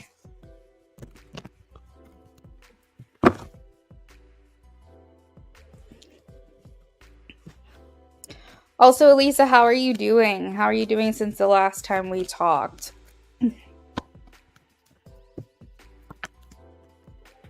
Physical connected to energetic. Okay.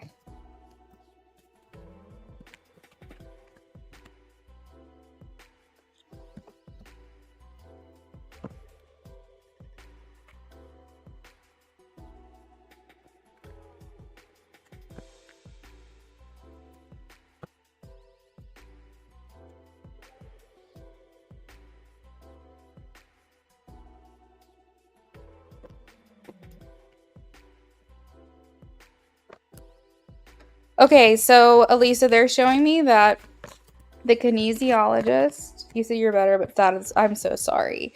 That your kinesiologist will be able to help you with the blocks and the I guess energetic issue that you have going on. But what they're showing to me is, number one, I know that you know this, but do not go back to that person that messed you up. Number one, they don't want you to go back to this person. Um, but they are saying that part of your issue is that you will have to be realigned by someone in the same profession that messed you up in the first place. So, like, for example, if it was a chiropractor that messed you up, don't go back to that specific chiropractor, but go to a different one. If it was a Reiki, then go to someone, don't go to that Reiki master, go to a different one. If it was a massage therapist, don't go back to that one that messed you up, go to a different one. Essentially, what they're saying is that you need to be realigned by a person that's in the same profession. That is where you're going to find the best results, but you want to go to someone what is it? What is the word that I'm trying to say right now? Someone that has like a good, oh my god, I'm like, the word is escaping me. What the freaking heck? I'm like, am I having a stroke? Recommended, I guess. Like, you slipped in the bathtub.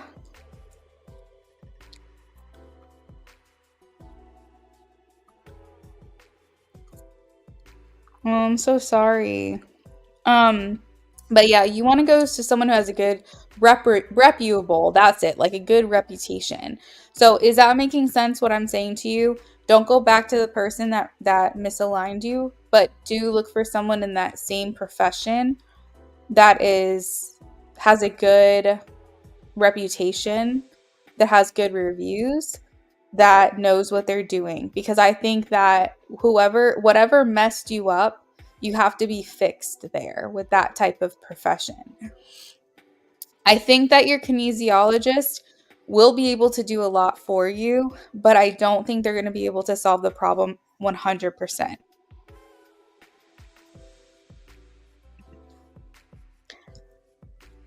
Yeah. I think altogether you need to, I think maybe honestly, I'm almost feeling spirit wants you to go to a different kinesiologist. Who was it that misaligned you? What's their profession?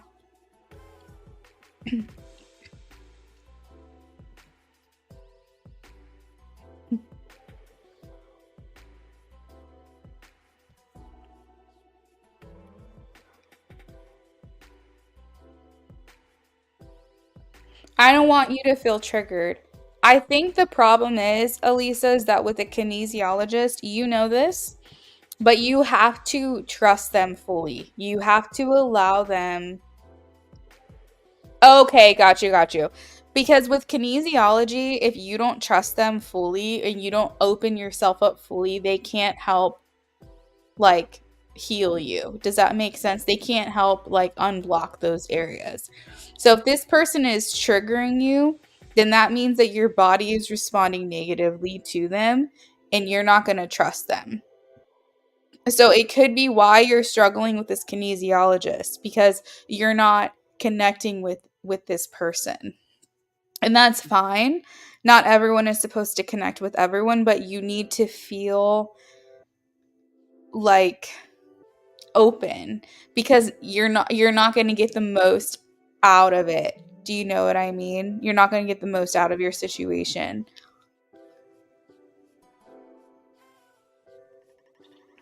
Yeah, no, I understand. I'm so sorry you're going through this. I think, okay. Yeah, I don't really know where to go from here, cuz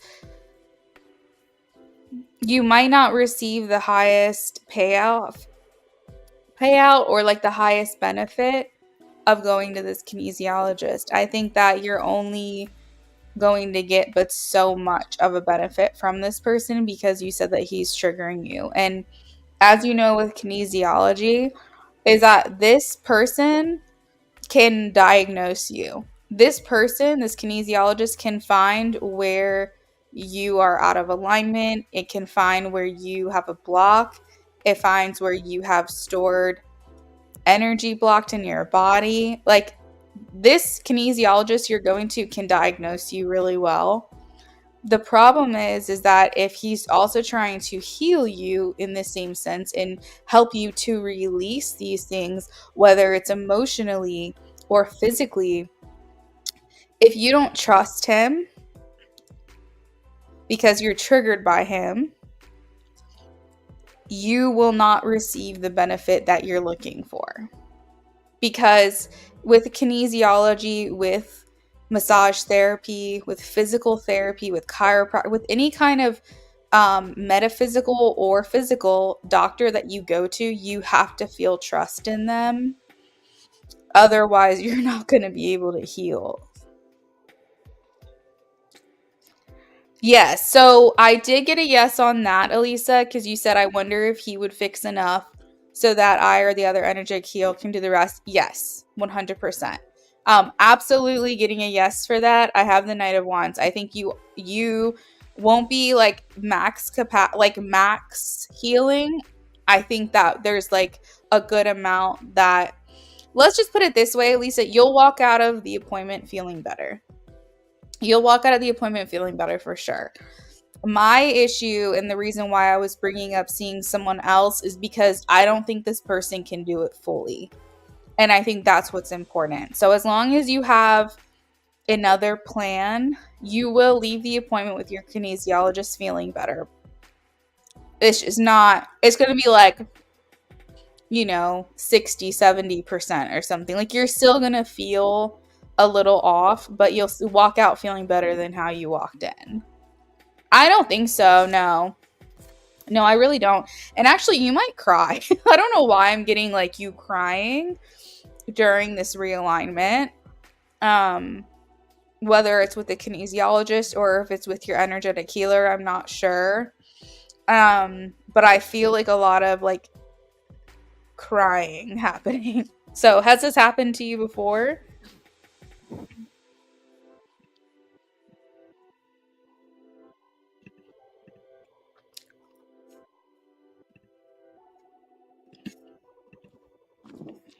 Yeah. Okay, cool. Well, what is your next question for your mini?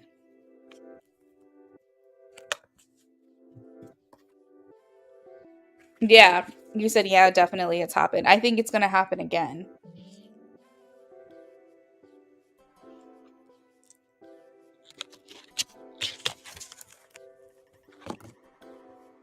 Yeah.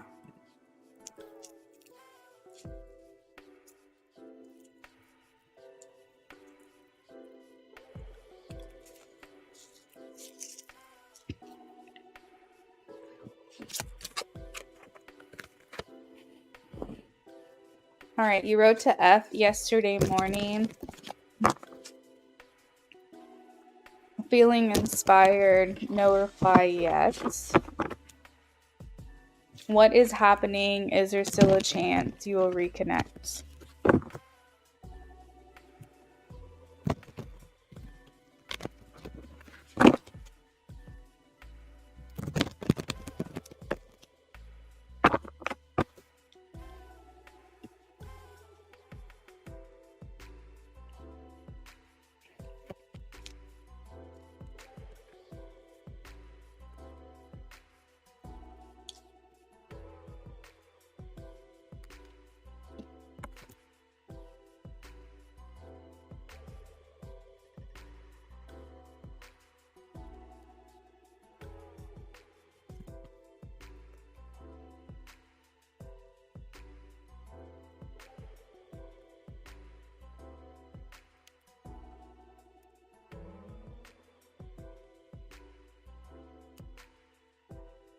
Okay, so Elisa, I'm getting that he's dealing with some kind of stress or pressure at this time. I have the Tower. Good God. It feels like it's with other people in his life. He's being challenged or like having conflict with them. It could also be you guys. But I don't know if conflict sounds right for the two of you. Take it. But I feel like right now, honestly, he's going through some kind of like turmoil, I suppose. He's like fighting with someone. Things are kind of getting explosive. Emotions are high. How is he feeling towards her? You didn't have any conflict, okay. He's working. Yeah, there might be issues with coworkers right now. How is he feeling towards Elisa? I would say, wow, the Three of Swords. He feels disconnected from you.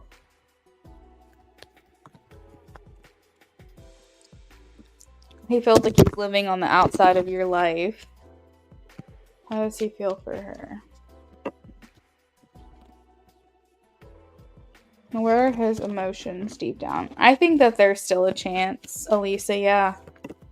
We have the Knight of Cups and the Nine of Swords, so this is making me feel like he's like still thinking about you, and I think this kind of weighs on him sometimes.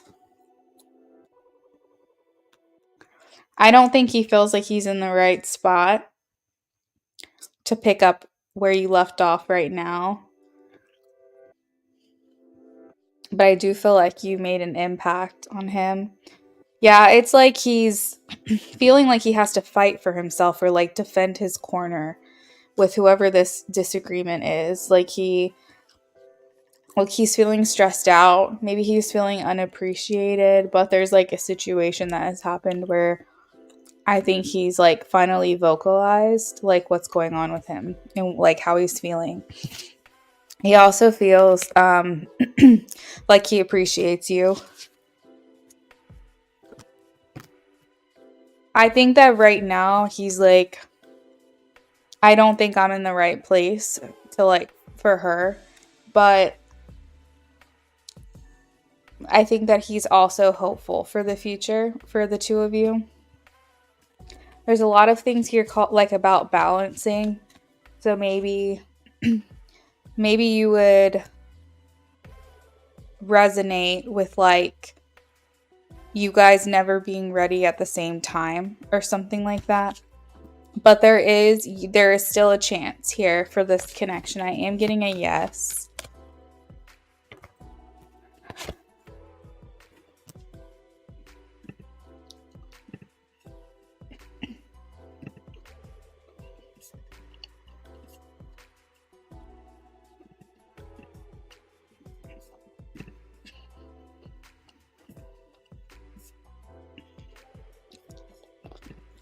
I think that some things just need to come into alignment. I just think right now is not a good time. Is he happy to hear from her? I am getting that he's very happy to hear from you. Very, very happy. We have the Ace of Cups and the Temperance card. So what that tells me is while he's so pleased to hear from you and see that you've reached out to him, he's still treading lightly. So like he may respond, but it may not be, he's being cautious basically is what I'm getting, because I still think that like it's not quite right for him.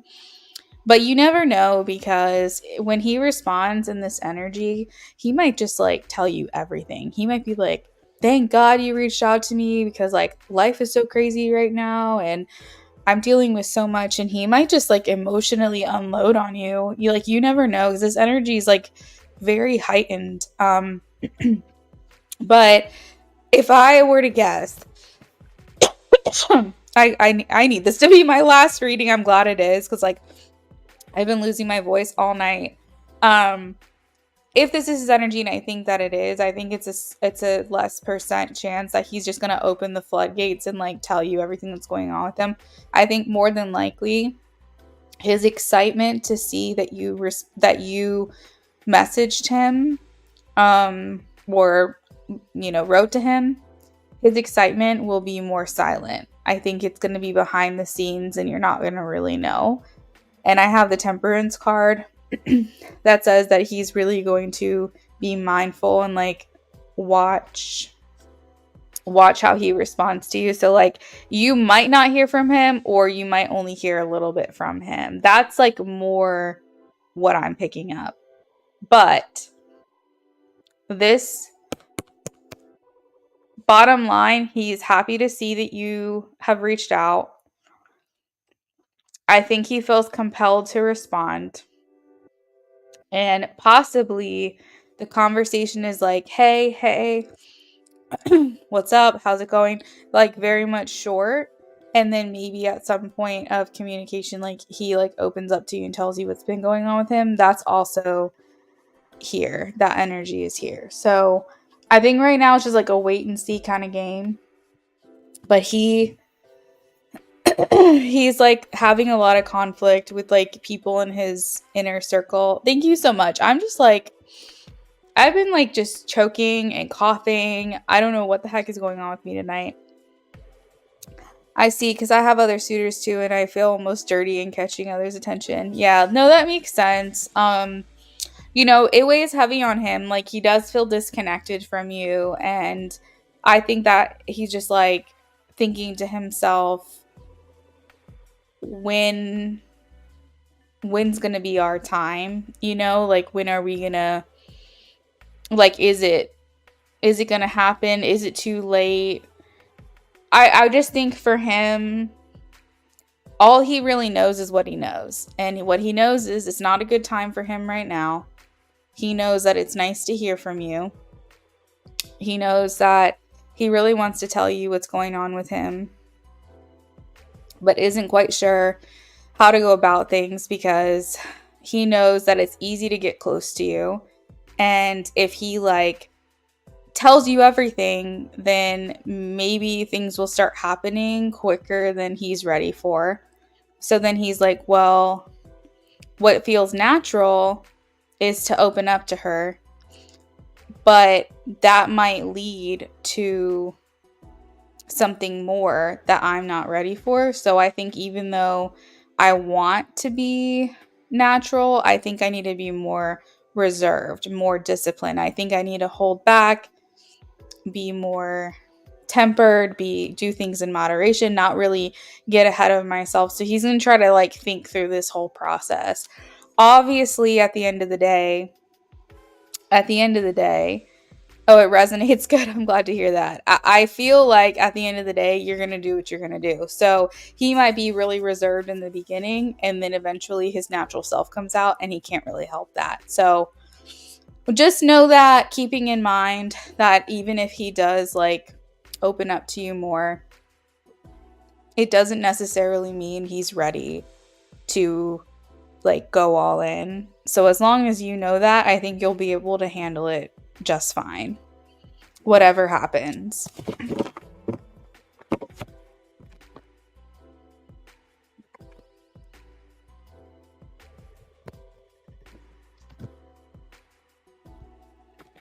Does that help? Okay, good. I'm glad to hear it.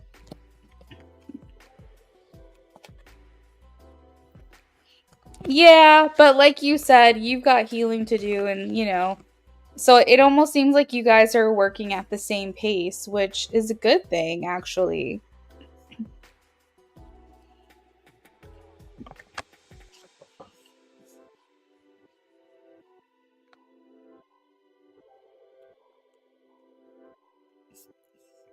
You're welcome. You're very, very welcome. All right. Have a good night, friend. I'm going to go ahead and sign off. I'll see you guys tomorrow. It's my last day tomorrow that I'm working, and then I'm taking a 3-day weekend. So come back tomorrow if you want a reading with me, because it'll be a couple more days before you see me again. Bye.